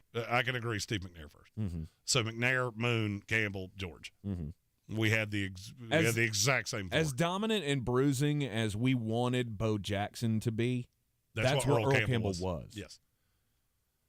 We just got to see it on the field for 10 years. And now I have to ask the question. See, this is where I thought we were going to fight is I thought you were going to leave off Warren Moon for Derrick Henry. No. What does Derrick Henry have to do to surpass Eddie George? Oh, God. I mean, win a Super Bowl? I don't think he can. I don't know that he can. I don't think there's anything he can do. Because we've already seen the best. There's no way you're going to continue at this high level with your age, the wear on the tires. Now, if he did for 2 more years, now he'd be in the discussion. Now we're talking. Mm-hmm. There are a lot of people that think he's already there, and that just makes me angry. That he's already surpassed them. Oh, wow. Yeah, and I don't feel that. If I had $1 for every list I saw that had Derrick Henry won, I'd have like $11. Doesn't sound like much, but it's like 11 times. So. But that's 11 times. That's a lot. Wow. Yeah. Honestly, I mean, he's on the list, but I didn't really consider having him. He's in the over top 1,000 yards behind Earl Campbell in the same period of time. Mm-hmm. Now, it's in a different era. I get that. You don't see running backs put up stats like this. I get it. Plus, he had the 2,000 yard special year. I get it. Mm-hmm. I just don't see a path that I'm ever going to look at him the same way. I'm not even sure he's my 5. Oh. I'm intrigued. It's Bruce Matthews. 14-time Pro Bowler. I mean, he was the offensive line of the Houston Texans for a long time. You're probably right. And I think Javon Curse's name has to be said here at some point. The freak. It didn't last long, but, man, it was special while it did. Oh, 100%. I didn't have him on my list. That's just because I stopped after Bruce Matthews and Derrick Henry, and I went, okay, nobody's scratching this list. Javon Curse also has the record as a lifelong Florida State fan of the only not the only, but the first Florida Gator that I ever just looked at and went, I can't even hate you. It's just respect. Mm-hmm. You are ridiculous. He was in the NFL too. But, shockingly enough, not as much argument there as I thought there would be. Any other names that we missed, you can let us know about in the chat. Maybe there's somebody out there who wants to give us Mike Munchak, who had a very successful career as an offensive lineman with the Houston Oilers. And then a pretty horrible career as a head coach. Mm-hmm. Elvin Bethea might be one that's on that list as well. You are in the Sportsocracy. This is ESPN Asheville. Sports Center is next. This is your Exergen Temporal Scanner weather forecast on ESPN Asheville. Comfortable low humidity for one more night tonight with temperatures in the upper 40s in the valley, and then the numbers start to climb. The humidity starts to climb here for the weekend with some 80s tomorrow and Sunday, and south winds this weekend with a chance for some splash and dash thunderstorms. 49 in the valley tonight, mid-40s. Some of the higher elevations and temperatures running well below average. Sunshine Saturday, 82. I'm meteorologist Scott Larimore. That's the latest Weather Channel forecast. This report is sponsored by eBay Motors. You do anything to keep your vehicle happy. Let's make sure it stays running smoothly. With eBay Guaranteed Fit, the right parts are just a click away. When you see the green check, you know that part will fit. Get the right parts at the right prices. ebaymotors.com. Let's ride. Eligible items only. Exclusions apply. Hey, you! Run to Wendy's and grab a strawberry Frosty. Don't worry about canceled plans. It's worth it, but act fast. Like your date, it's gone at the end of the summer. Head to Wendy's for a strawberry Frosty and that sweet strawberry goodness. Limited time only at participating Wendy's. ESPN Asheville has your chance to win a $7,500 garage makeover from Carolina Closets, the perfect Father's Day present. Just log on now to espnavl.com and search under contest, and you can register to win. From the Ingalls Studios, this is ESPN Asheville, WPEK, W225CJ Fairview, WMXF Waynesville, and iHeart radio station. Sports Center. I'm Doug Brown. The Miami Heat have lost 3 straight home playoff games. They need a win tonight against the Nuggets in Game 4 to avoid setting a franchise record and to square up the NBA Finals.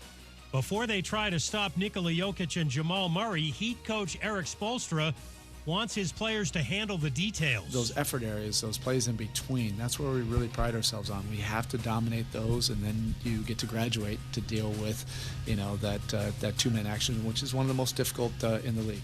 You can hear more from Eric Spoelstra during our Game 4 coverage starting at 7:30 Eastern on ESPN Radio. The game also on ABC TV. Mets first baseman Pete Alonso will be out 3 to 4 weeks with a bone bruise and a sprained left wrist. Alonso leads the majors with 22 home runs. Red Sox lefty Chris Sale moves to the 60-day injured list with a stress reaction in his left shoulder blade. Sale has been on the IL in each of his last 5 active seasons. He missed all of 2020 after Tommy John surgery. Think O'Reilly Auto Parts for all your car care needs. They're close, convenient, and have the parts you need fast, along with excellent customer service from professional parts people you can trust. Stop by your local O'Reilly Auto Parts today or visit O'ReillyAuto.com. Now, your chance at a trip to our 2023 iHeartRadio Music Festival. Text the nationwide keyword LUCKY to 200-200. You'll get a confirmation text and info. Standard data and message rates apply in this nationwide contest. That's LUCKY to 200-200. He's a degenerate gambler. You are a smelly pirate hooker. And he's cheaper than oxygen. He's useless. But somehow, they make it work. Jeremy Green. Tank Spencer. There's no holding back in the Sportsocracy. Presented by Ingalls Supermarkets.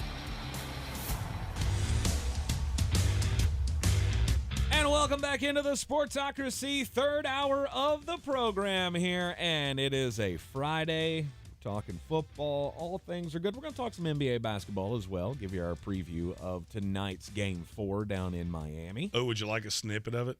Nikola Jokic is a dog!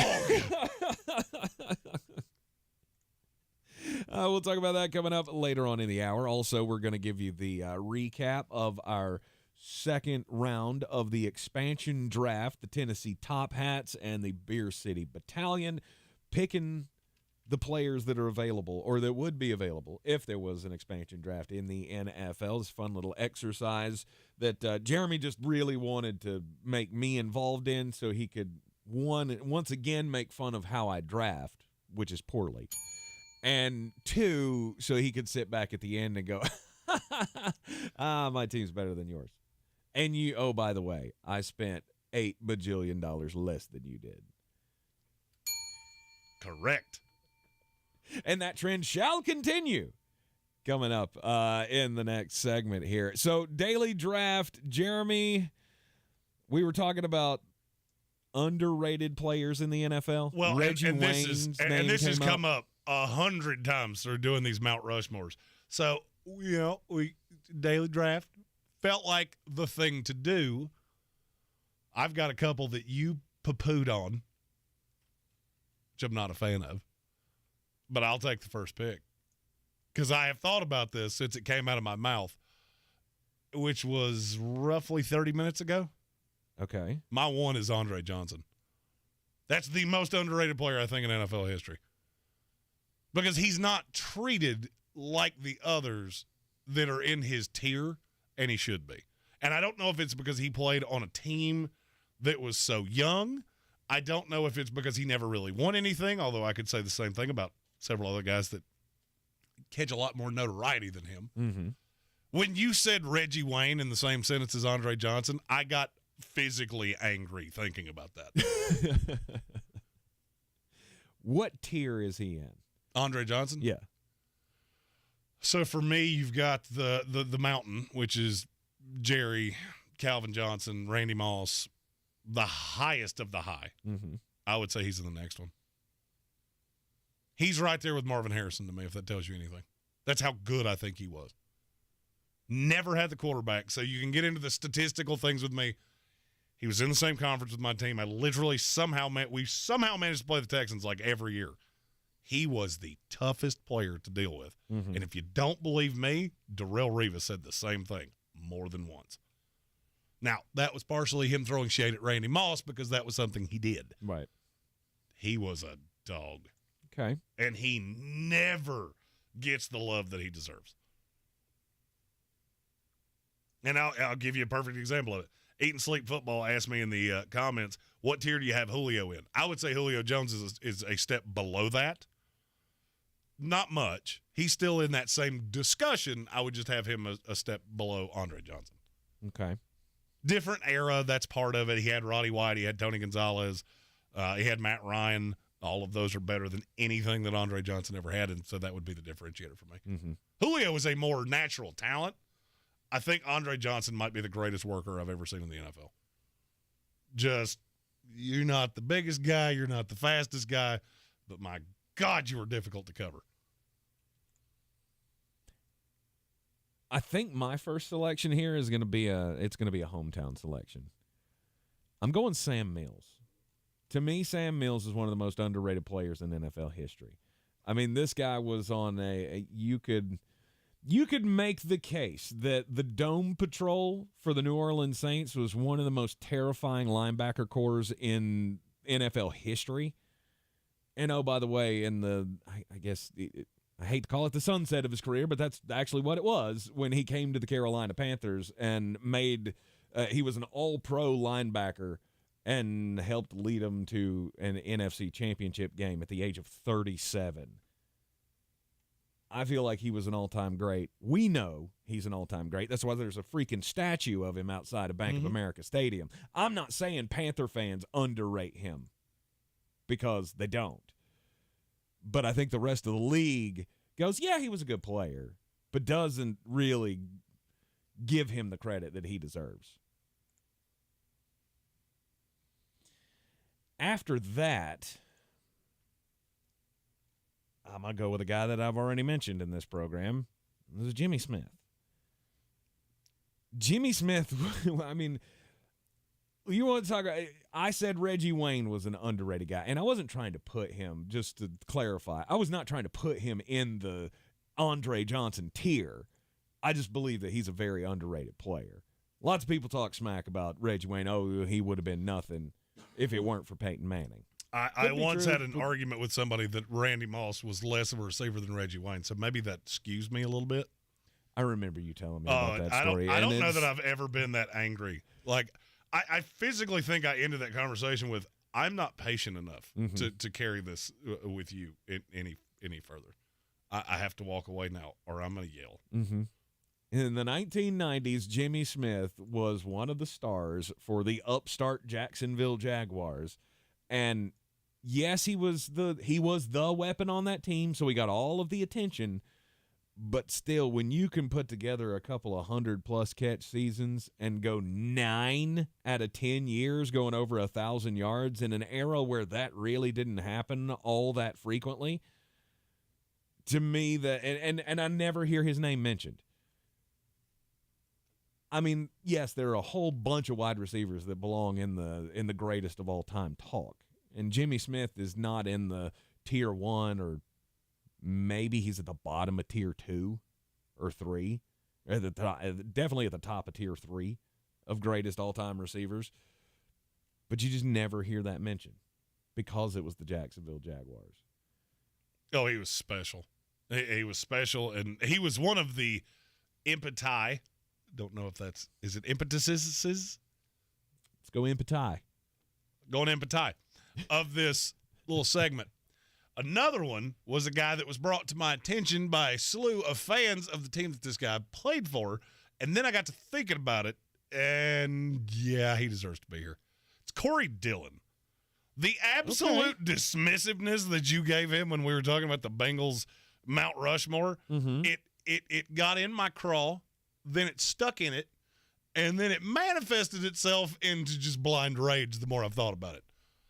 I could make an argument that on pure talent alone, Corey Dillon's a top 15 running back of all time. The reason that you don't know that and the reason he's not thought of that way is because those Bengal teams were awful. But that doesn't change how good he was. Corey Dillon was a special running back. I think it was – I'm trying to remember now the name. Somebody sent me a message on Twitter and said, you totally boo-booed that without Corey Dillon. Mm-hmm. And the more I mean, a bunch of people said it on YouTube, but somebody actually private messaged me that. And the more I thought about it, the more I was like, I think you're right. The other one is the guy that before we started doing this, I probably would have taken it 1. But now as we've done this, I keep seeing more names, which is one of the perks of this. It's London Fletcher. Oh, you God, you lint licker. London Fletcher, the fact that I don't know that I've ever heard anybody say he should be in the Hall of Fame. Right here. Mr. Frank Gore. Mr. Frank Gore has argued.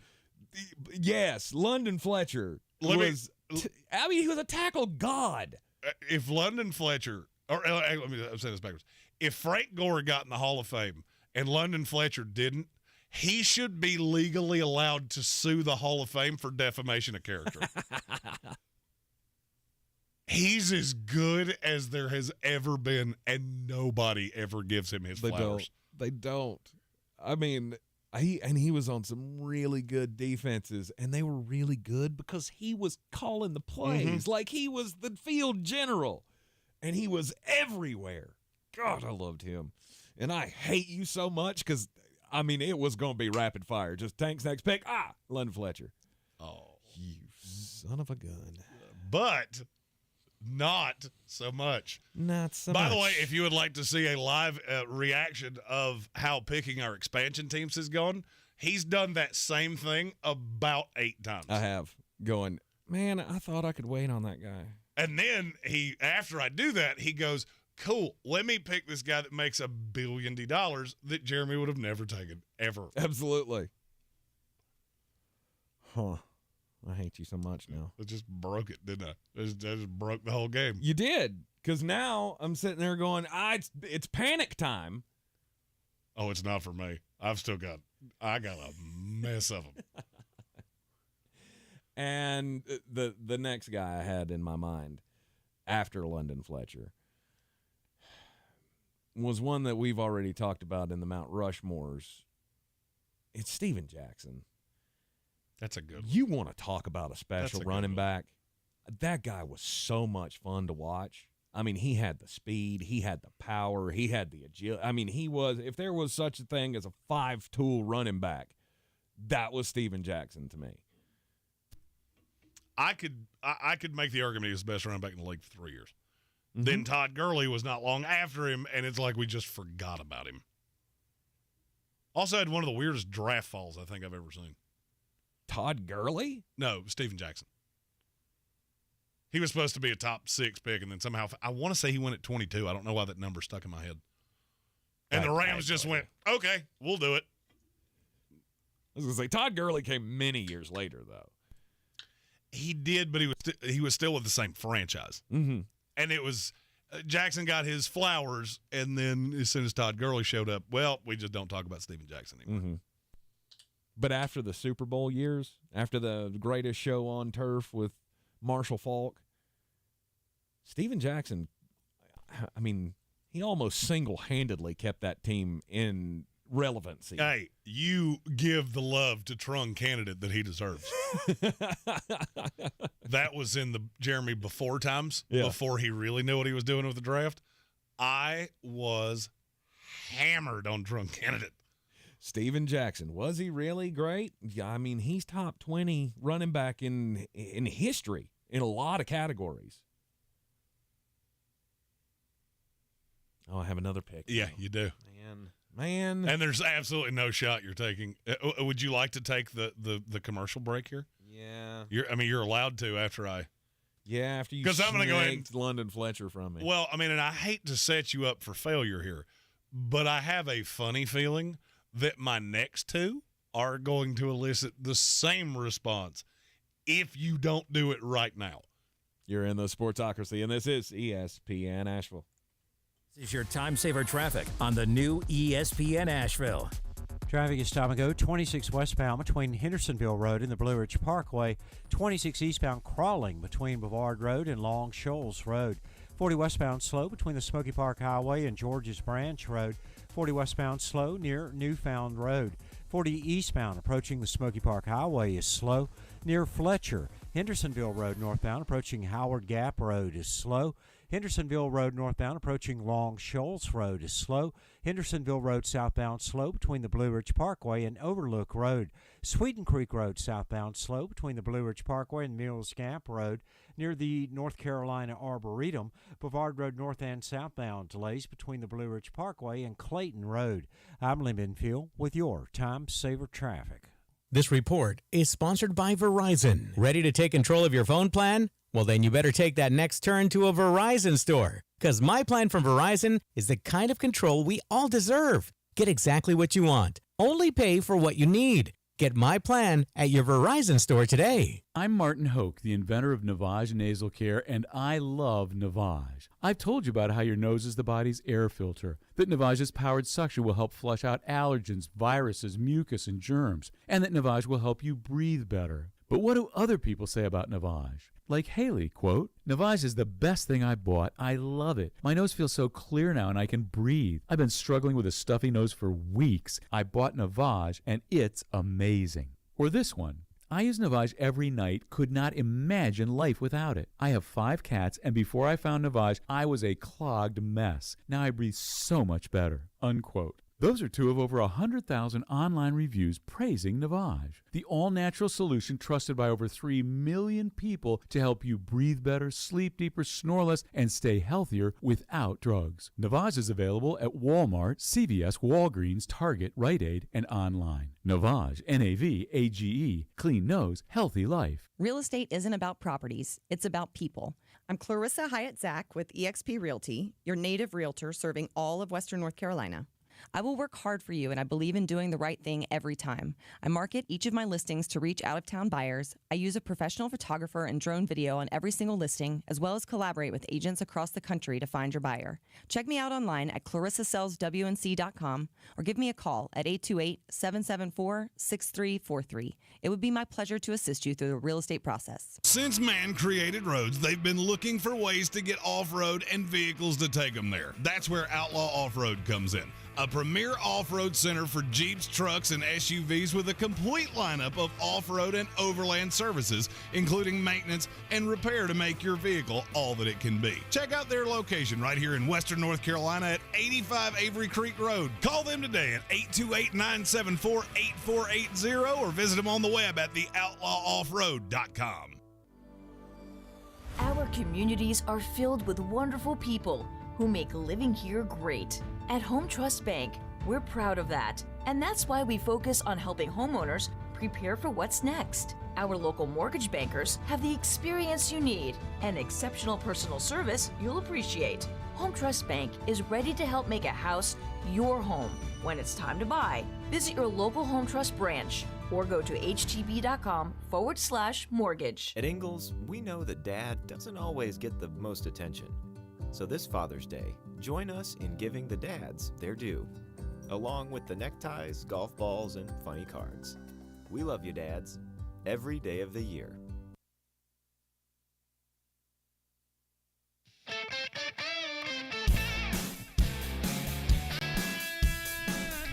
This is the Sportsocracy live on ESPN Asheville. We are also seen live in the Ingles studio on YouTube.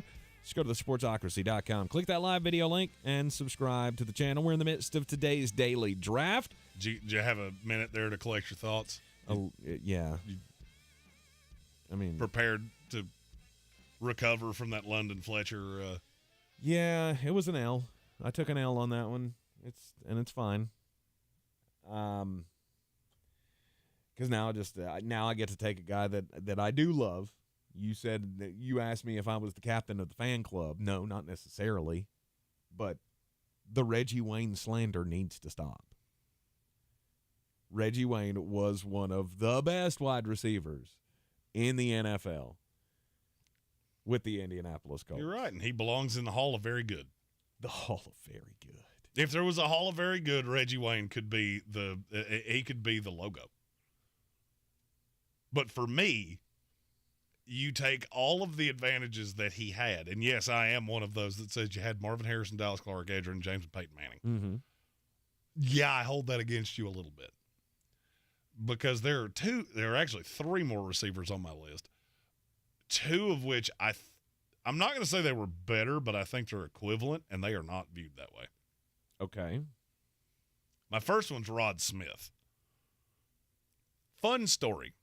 How many NFL receivers ever have more receiving yards than Rod Smith? I mean, and it's a number.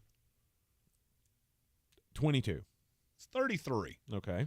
You know what he has that none of them have? What's that? He wasn't drafted.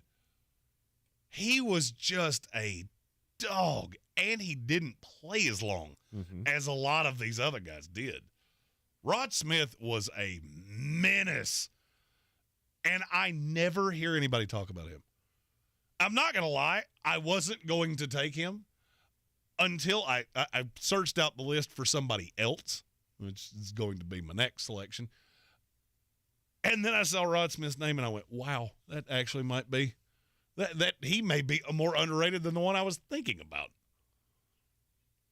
I loved Rod Smith, even though he broke my heart as a Jets fan more than once.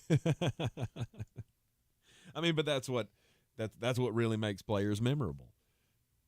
Get your tail kicked by them, then you're going to remember just how good they were. Okay, Rod Smith. Actually, I've changed my mind. We're doing an undrafted free agent, so okay. I'm going to try to hold my other receiver since I've already got two of them. Okay. Bryant Young, defensive tackle from the 49ers. Mm-hmm. The fact it took that long for him to get in the Hall of Fame is dumb. Might be top 5 greatest defensive tackles of all time. Mm-hmm. Certainly on the short list for discussion. And you never hear anybody talk about him. Right. It's always Aaron Donald, Warren Sapp, a handful of others. People say John Randall ahead of Bryant Young, and I'm not trying to throw shade there. Great player. Bryant Young was better. How old are these people? That's the question I have to ask. How old are these people? Well, I mean, John Randall and Bryant Young played at the same time. So did they? Wasn't Bryant Young? I felt like he was much earlier than that. No, I mean, if I'm not mistaken, Randall got drafted in might have been in the late 80s. Okay, I could be wrong on that. I mean, he's 55 years old. I can tell you that much. Let's see. Randall was drafted in 90. That was close. And he certainly deserves to be on the list. Mm-hmm. It's just, and to me, that's where I get into the underrated, is you were this good and you are never, I guess that's why I gristle when you say things like Reggie Wayne. We always get to Reggie Wayne. It might take a second longer than you want it to, but you always get there. You never get there with Andre Johnson. Nobody ever gets there with Rod Smith. And nobody ever that I hear ever gets to Bryant Young. And it might be because he wasn't the most notable player on his own teams. He wasn't the biggest name. He was just the guy that came in and cleaned up everything. He was great against the run, fantastic pass rusher, had almost 100 sacks, and that wasn't even really what he did. Tremendous player. Okay. I feel very good about my list. You should. You should feel very good about your list. So Bryant Young becomes your fifth selection. Correct. That means I have one more. Ooh. One more. Oh, and the UDFA. So you really have two. So I really have two more to put on here. Brr. I'm going to go with Darren Woodson. I feel like he's one of the best defensive backs in Cowboys history. But does anybody not treat him that way? I mean, we haven't done the Mount Rushmore that's what I yet. was Was his name ever going to come across your mind? It's on my list. I haven't done my list yet. I would think that I would some point get to him, but how many do I have to go through before I get there? Well, I mean, it's a lot. I feel like he's knocked down. I've always had kind of a conspiracy theory on Darren Woodson. But I feel like he's knocked down more because he played for the Cowboys than anything else. And he was certainly not the most notable. He kind of has the same problem Brian Young that Brian Young did. Mm-hmm. Not the biggest name on the defense. They both overlapped with Deion Sanders. And it's a formidable selection. Okay. I don't know that a lot of people don't value him the way that he should. Or the way that they should. Maybe not. Or maybe they do. But I feel like he's one that I never hear get talked about. And he should be in that conversation. And then, I mean, call it lazy, but I guess I'm going to have to go with another Dallas Cowboy. It's Ken Norton Jr. Yeah. I mean, the guy had a 13-year career where he averaged 100 tackles a year. That's an eye-popping stat. Mm-hmm. One that I did not even know until today. But, I mean, he's got rings, of course, playing with San Francisco and with Dallas, and he's another one of those guys like London Fletcher, only he got rings, and London does not. Well, I mean, he's another one of those he falls victim to that. Yes, you were one of the faces of the defense, but you were one of the faces of the defense. They were great, but then you start thinking about all the players that you would think ahead of them. I get it. Mm-hmm. I want to say Wayne Corbett right here, like really, really bad. And no, the fact your selection here should be Chad Pennington. There will be no Chad Pennington slander. Names on the door. Back to that. We don't need a charity donation. This is just Tank gets booped right on the noodle for throwing shade at my West Virginia feller and former great New York Jet, Chad Pennington. But that's not the name I'm going to say. Okay. You threw shade at a guy the other day, and it irked me as well. I think I know who this is. Anquan Bolden. Oh, that's not who I thought this was. Who'd you think I was going to say? I thought you were going to go Ken Anderson. He's on my list. I'm not going to lie. But you didn't take any of the ones that were on mine, so I just chopped through them. Anquan Bolden, so I re-referenced that, the list that we were discussing earlier.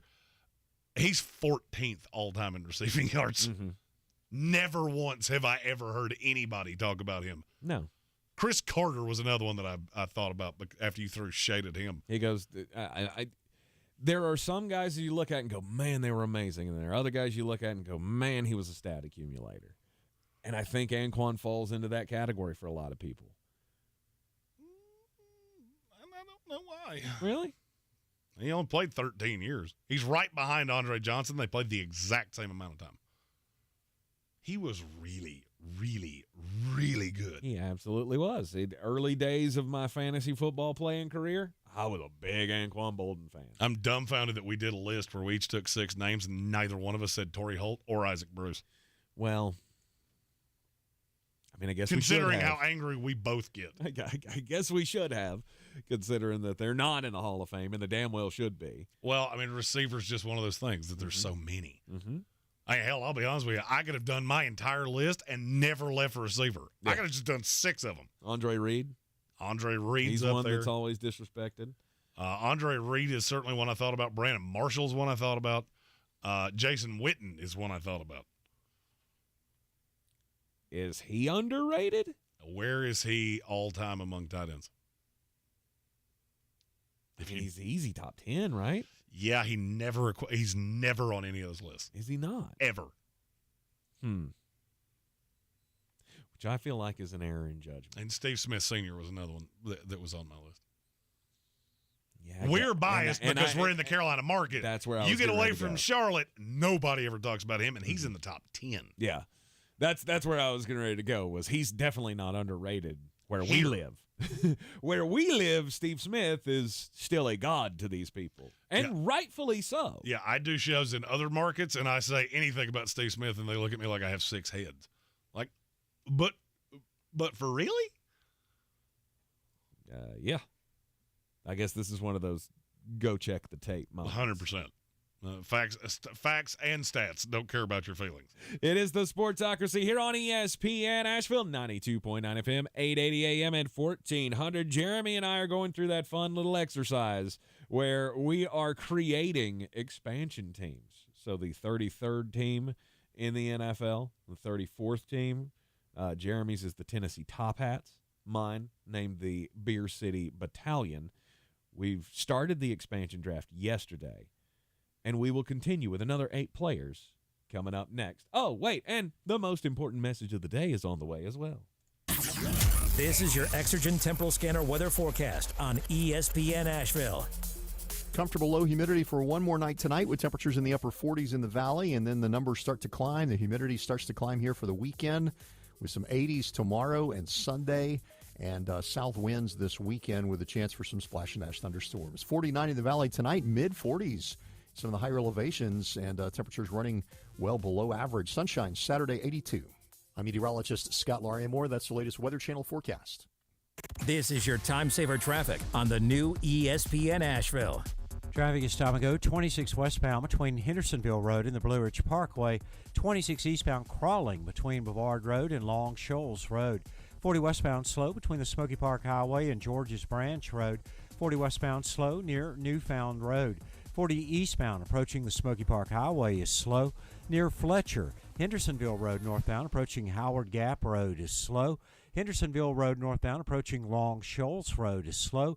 Hendersonville Road southbound slow between the Blue Ridge Parkway and Overlook Road. Sweeten Creek Road southbound slow between the Blue Ridge Parkway and Mills Gap Road near the North Carolina Arboretum. Brevard Road north and southbound delays between the Blue Ridge Parkway and Clayton Road. I'm Lee Minfield with your Time Saver Traffic. This report is sponsored by Taco Bell. OMG. Hot and crisp nacho fries are back at Taco Bell, but they won't be here forever. Yeah, hot and crisp fries covered in bold Mexican spices with a side of nacho cheese sauce are only here for a limited time at participating U.S. Taco Bell locations for a limited time only while supplies last. Here's to the dads, the ones who show us what it means to love unconditionally, to laugh uncontrollably, and to live life with dignity. At Ingalls, we know that Dad doesn't always get the most attention. So this Father's Day, join us in giving the dads their due, along with the neckties, golf balls, and funny cards. We love you, dads, every day of the year. Ingalls, all the ingredients for family. Since man created roads, they've been looking for ways to get off-road and vehicles to take them there. That's where Outlaw Off-Road comes in. A premier off-road center for Jeeps, trucks, and SUVs with a complete lineup of off-road and overland services, including maintenance and repair to make your vehicle all that it can be. Check out their location right here in Western North Carolina at 85 Avery Creek Road. Call them today at 828-974-8480 or visit them on the web at theoutlawoffroad.com. If cleanliness is next to godliness, look around the car right now. Is that very godly? Look, life comes at you fast, but so does WBNC Auto Detailing. They have the tools to make your interior look like it's coming off the showroom floor. You don't believe me? Check them out on Instagram. All that filth and years of stains disappear. WBNC Auto Detailing does full interior and exterior details with paint correction, and they do wax and ceramic coatings. Call WBNC Auto Detailing at 455-3700. Premium care with a Southern hospitality touch. Real estate isn't about properties, it's about people. I'm Clarissa Hyatt-Zach with eXp Realty, your native realtor serving all of Western North Carolina. I will work hard for you, and I believe in doing the right thing every time. I market each of my listings to reach out-of-town buyers. I use a professional photographer and drone video on every single listing, as well as collaborate with agents across the country to find your buyer. Check me out online at clarissasellswnc.com or give me a call at 828-774-6343. It would be my pleasure to assist you through the real estate process.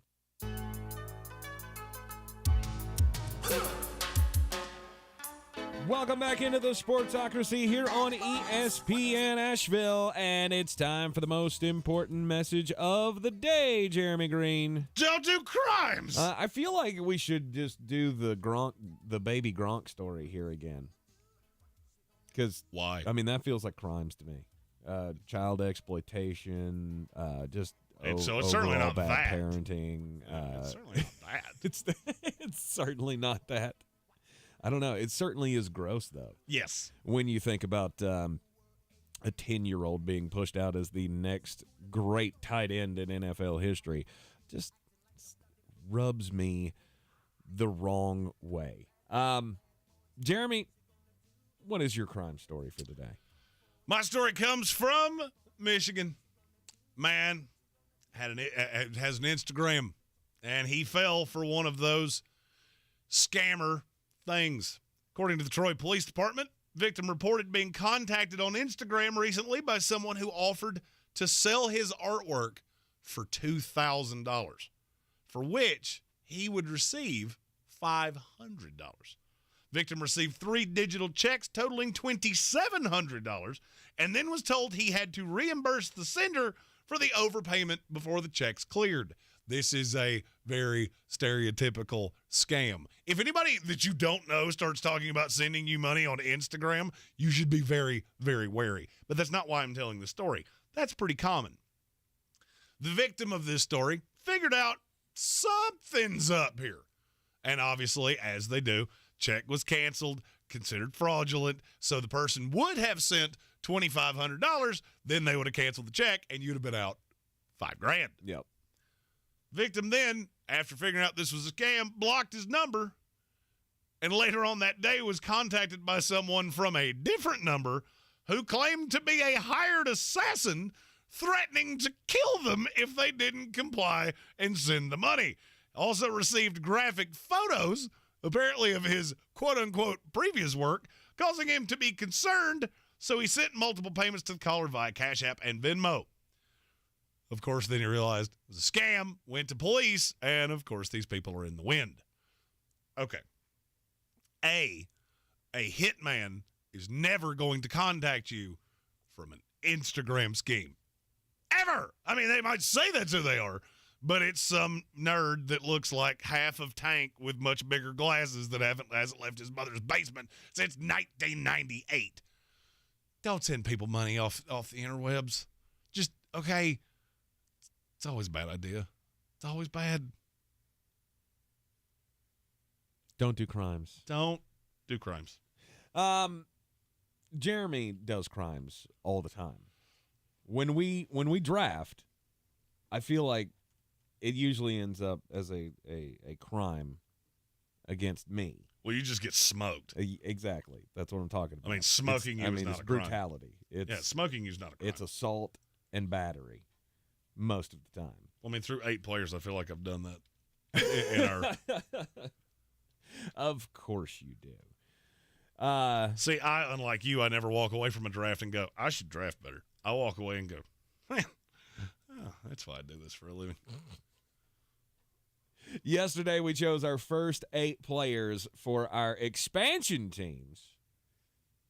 The Tennessee Top Hats for Jeremy, the Beer City Brigade for me.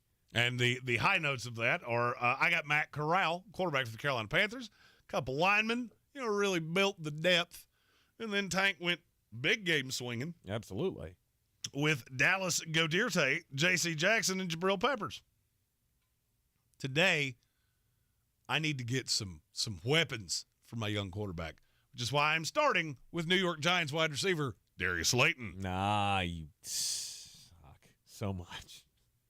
The Giants now have 84 receivers, and Darius Slayton is the only one that qualified to be exposed in this little event. Yeah, and he's one that definitely needs to find a new place to live. I've felt that way about him for and then he re-signed about 3 years. And then he re-signed with the Giants. Yeah, I don't know, and I don't know why, because I don't see that ever changing. No, you will continue to be the 5th best option. Everyone in front of you will get hurt, and you will have 2 games of splendidity. Yeah, I made up another word. That one. Yeah, I'm just doing it out of pure spite. The Flostradamus Dictionary coming to a bookshelf near you. No doubt.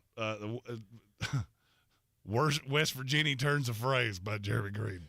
Fictional, and what was that one?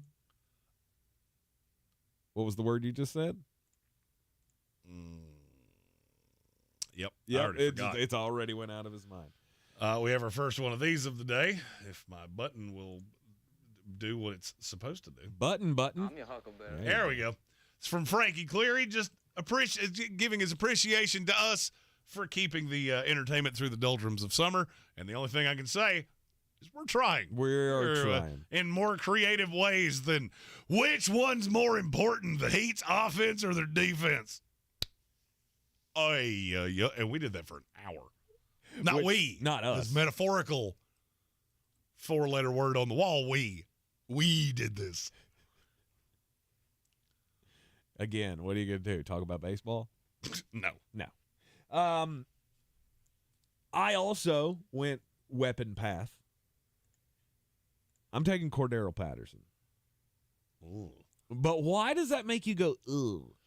Well, is he not older guy? I mean, he is an older guy. There are only a few positions that I'm willing to go older, and running back is certainly not one of them. But plus, he's $5.5 million for a running back, which it gives me that edge that it's in my chest. I don't like it. I don't like paying that for running backs. 5.5. That wasn't the number that I had. It's the number for this year. I had 2.5. Yeah, well, you boo-booed that one. Yeah, maybe so. All right. Well, I don't care. He's still better than anything else you're going to get on that running back list. Correct. I'm going to draft one. Maybe two. Well, I will as well. But at least I have somebody who can run. And here's the thing. I want to be able to use him as that extra weapon piece, that wide receiver, that receiving back, to be able to give Bryce Young somebody, because that's the number one pick in the draft. You can totally do that for one U.S. year. And then he fades away, as all 30-something-year-old running backs do. Maybe. My next selection is a player that people around the Asheville area will remember quite well because he played for the fighting North Carolina Tar Heels. He is the odd man out in his receiver room right now. His name is De'Ami Brown. I don't know if he's any good or not, but I'm going to find out. You've seen flashes that he can be good. Is he the odd man out in Washington now? Oh, yeah. Really? It is appearing that way, yes. Despite the fact that, I thought that would for sure give him some playing time, the fact that he's got a rapport with Sam. It's probably why he's still on the roster. But Washington, another team that didn't have a whole lot of guys that qualified for the parameters that we had. I guess that's a position battle we'll have to be watching in the preseason. Him and Dax Milne. That kid from BYU? The homie hopper himself. Oh, yeah. Oh, yeah, that guy. Yeah, he's doing stuff. It's a hero to us all. No doubt. After meeting that girl, he may not be able to play dead in the Western, but game respects game. All right, you go De'Ami Brown. I'm going back to the offensive line here. I need another tackle. I'm going Calvin Anderson. 27-year-old guy. It's pretty solid tackle. He's alive. He'll probably start for you. Absolutely he will. Let's see what you got there. New England Patriot. I get it. The tackle market's getting real thin. Yes, it is.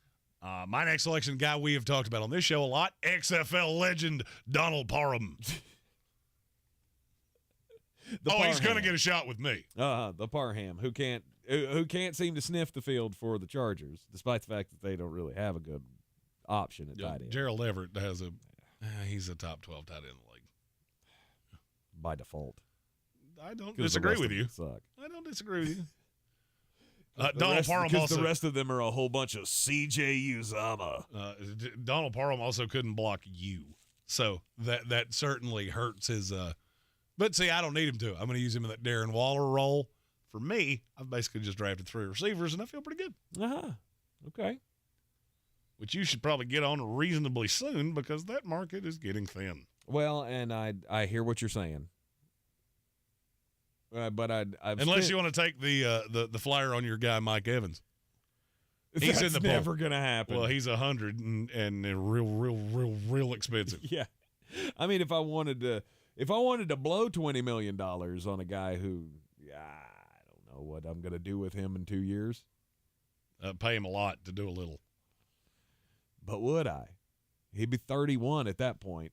And I don't think I'm going to go $20 million for a 31-year-old. Well, I'll go ahead and tell you, wide receiver. I'm not going to touch him. So no, I'm not either. He's off my board. I am going to go wide receiver, though, and I like this kid. He's very young. He hasn't had a chance yet.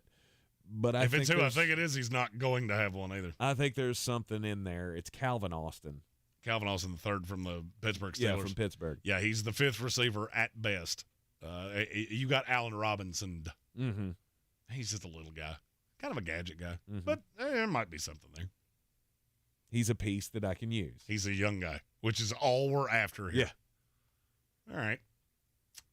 There's one that's out there that was a higher draft pick. He hasn't been particularly good, but now I'm looking at the board going, there's a way that I could really corner a position.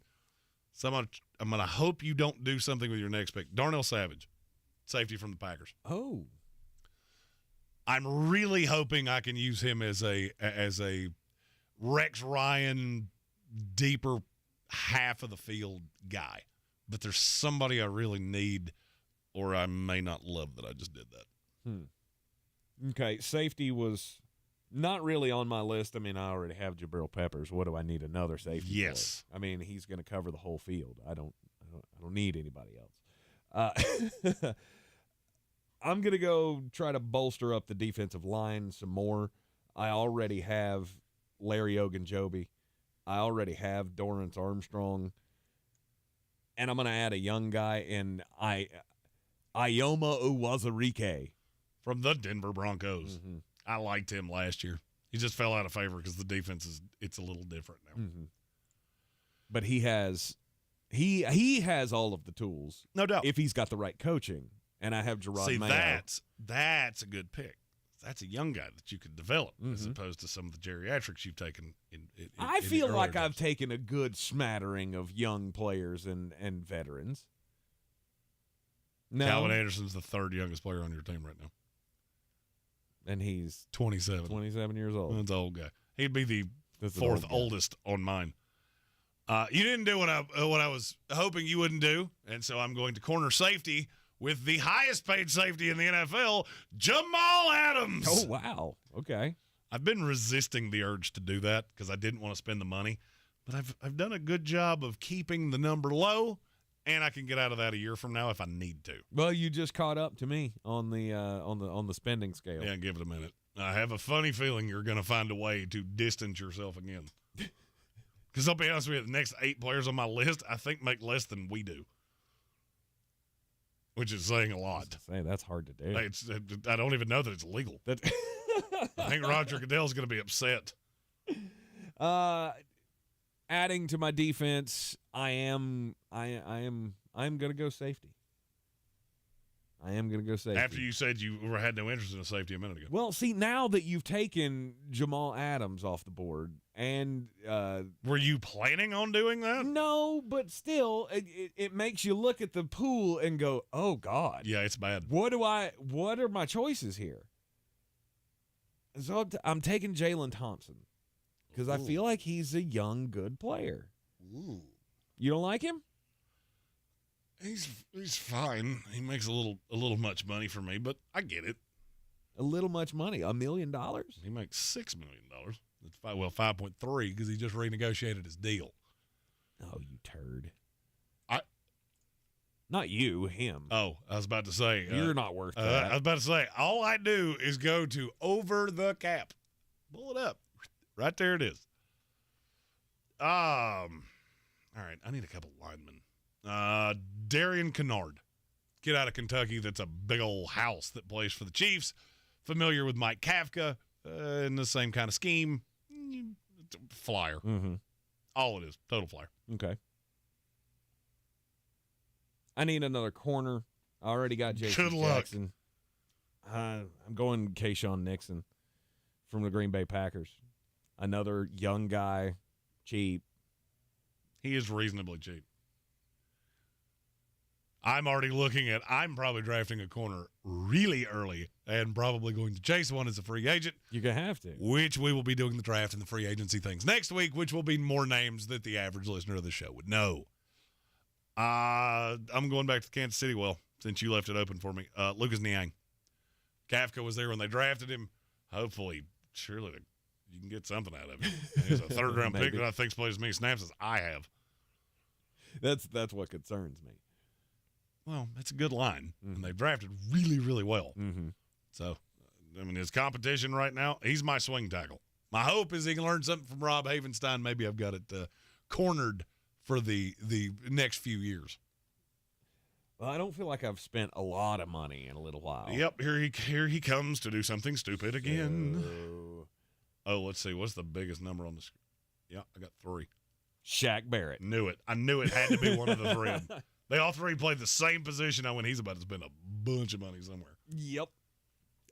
If for anything else, this franchise is going to be able to get after a quarterback.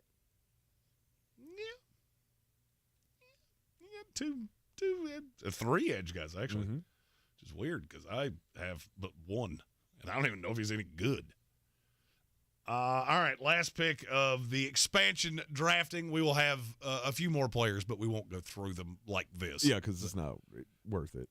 Well, yeah, because, hey, we got a long snapper. You don't need to hear that. Ifeatu Melifonwu, the corner out of Detroit. Okay. I'm going to give him a shot. He's played safety. He's played corner. He's a real tall kid that I really liked coming out. Right. So I feel really good about my first 16, and I've only spent $62 million, which means I got a bunch of money to spend on free agents, which, like I said, we will do next week. All right, my final pick for this this round. Please do something stupid. I'm gonna do it. It's Nelson Aguilar. I kept looking at his team, just going, nope, not doing it. Who, Nelson? Yeah, I'm not doing it. I don't want. But why? He only cost me $1.5 million, and he's a veteran that I can throw out there and feel okay about it. Yes, but the complete inability to actually catch passes might be contagious, and I don't want my young guys to potentially catch it from him. Look, you're not gonna get a sure-handed wide receiver in this. No, I just got the most experienced guy on the list. That's the cheapest. Yeah, I'm going to take a slew of young guys. Slew. And I'm not paying 120% for Odell Beckham. So probably going to be a struggle in year 1 for us. Yeah. Tennessee Top Hats versus the Beer City Brigade. The spending tally is about $30 million off now. Yes, you have. I've spent 62. You're at 93.7. Yes. That's what I'm talking about. Which means free agency is not going to be kind to you. It wasn't going to be anyway. And frankly, I'm not sure there are many names that I'm really interested in. Oh, I have a bunch. I'd wager probably half my starters are going to be free agents, which is why I'm trying to keep the spending low. You're in the Sportsocracy. This is ESPN Asheville. Game 4 of the NBA Finals coming up tonight down in Miami. Denver Nuggets, Miami Heat. Will it be another historic night for the Nuggies? We'll talk about it up next. This is your time saver traffic on the new ESPN Asheville. Traffic stop and go 26 westbound between Hendersonville Road and the Blue Ridge Parkway. 26 eastbound stop and go between I-40 and the Blue Ridge Parkway. 40 east and westbound near the Smoky Park Highway. Delays an accident on the eastbound side. 40 westbound near Newfound Road is slow. Sweeten Creek Road southbound between the Blue Ridge Parkway and Mills Gap Road is slow. Hendersonville Road southbound between Biltmore Forest and Overlook Road is slow. Near Bent Creek, Boulevard Road southbound between the Blue Ridge Parkway and Clayton Road slow. Near Avery Creek, Boulevard Road north and southbound near Long Shoals Road is slow. I'm Lee Minfield with your Time Saver Traffic. This report is sponsored by Off. Off Clean Feel, so I can accessorize with studs and not with mosquitoes. I can wear my classic white crop and flag panel jeans and know that I'm covered with 8 hours of not sticky, fragrance-free protection. Get your pre-party protection on with Off Clean Feel. SC Johnson. This September, our iHeartRadio Music Festival is coming back to Las Vegas. September 22nd and 23rd at T-Mobile Arena. Streaming live only on Hulu. Tickets go on sale Friday, June 16th at 2 p.m. Eastern, 11 a.m. Pacific. But starting Wednesday at 1 p.m. Eastern, Capital One cardholders can score tickets and other awesome experiences before anyone else for 48 hours only or while pre-sale tickets last. Visit iHeartRadio.com/Capital One for more pre-sale details. What's in your wallet? Spring in the South means the return of Atlanta Braves baseball. There's a liner out towards center field. It will lay down. Here comes Ronald. Braves win it. The 2023 Braves load up for another huge season. The Braves play here on ESPN Asheville. Tired of getting dinged by monthly fees on your checking account? You need Simple Checking from Home Trust Bank. With Simple Checking, you get all the essential checking services for free, including 100% online access and a free Visa debit card. It's everything you need from a checking account, but no hoops, no surprises, no monthly fees. Stop by today or call 800-627-1632. Simple Checking at Home Trust. Ready for what's next. Member FDIC, Equal Housing Lender. Our communities are filled with wonderful people who make living here great. At Home Trust Bank, we're proud of that. And that's why we focus on helping homeowners prepare for what's next. Our local mortgage bankers have the experience you need and exceptional personal service you'll appreciate. Home Trust Bank is ready to help make a house your home. When it's time to buy, visit your local Home Trust branch or go to htb.com/mortgage. So much of life these days is rushing around from one place to another. Sometimes you just want to enjoy the journey on the way to the destination. And part of what makes it a little more enjoyable is an appreciation for the folks who help you get there. At Ingalls, we know that the people who send you on your way are the same ones who keep you coming back. I think you should take it for a spin. Are you serious? Ingalls, all the ingredients for family.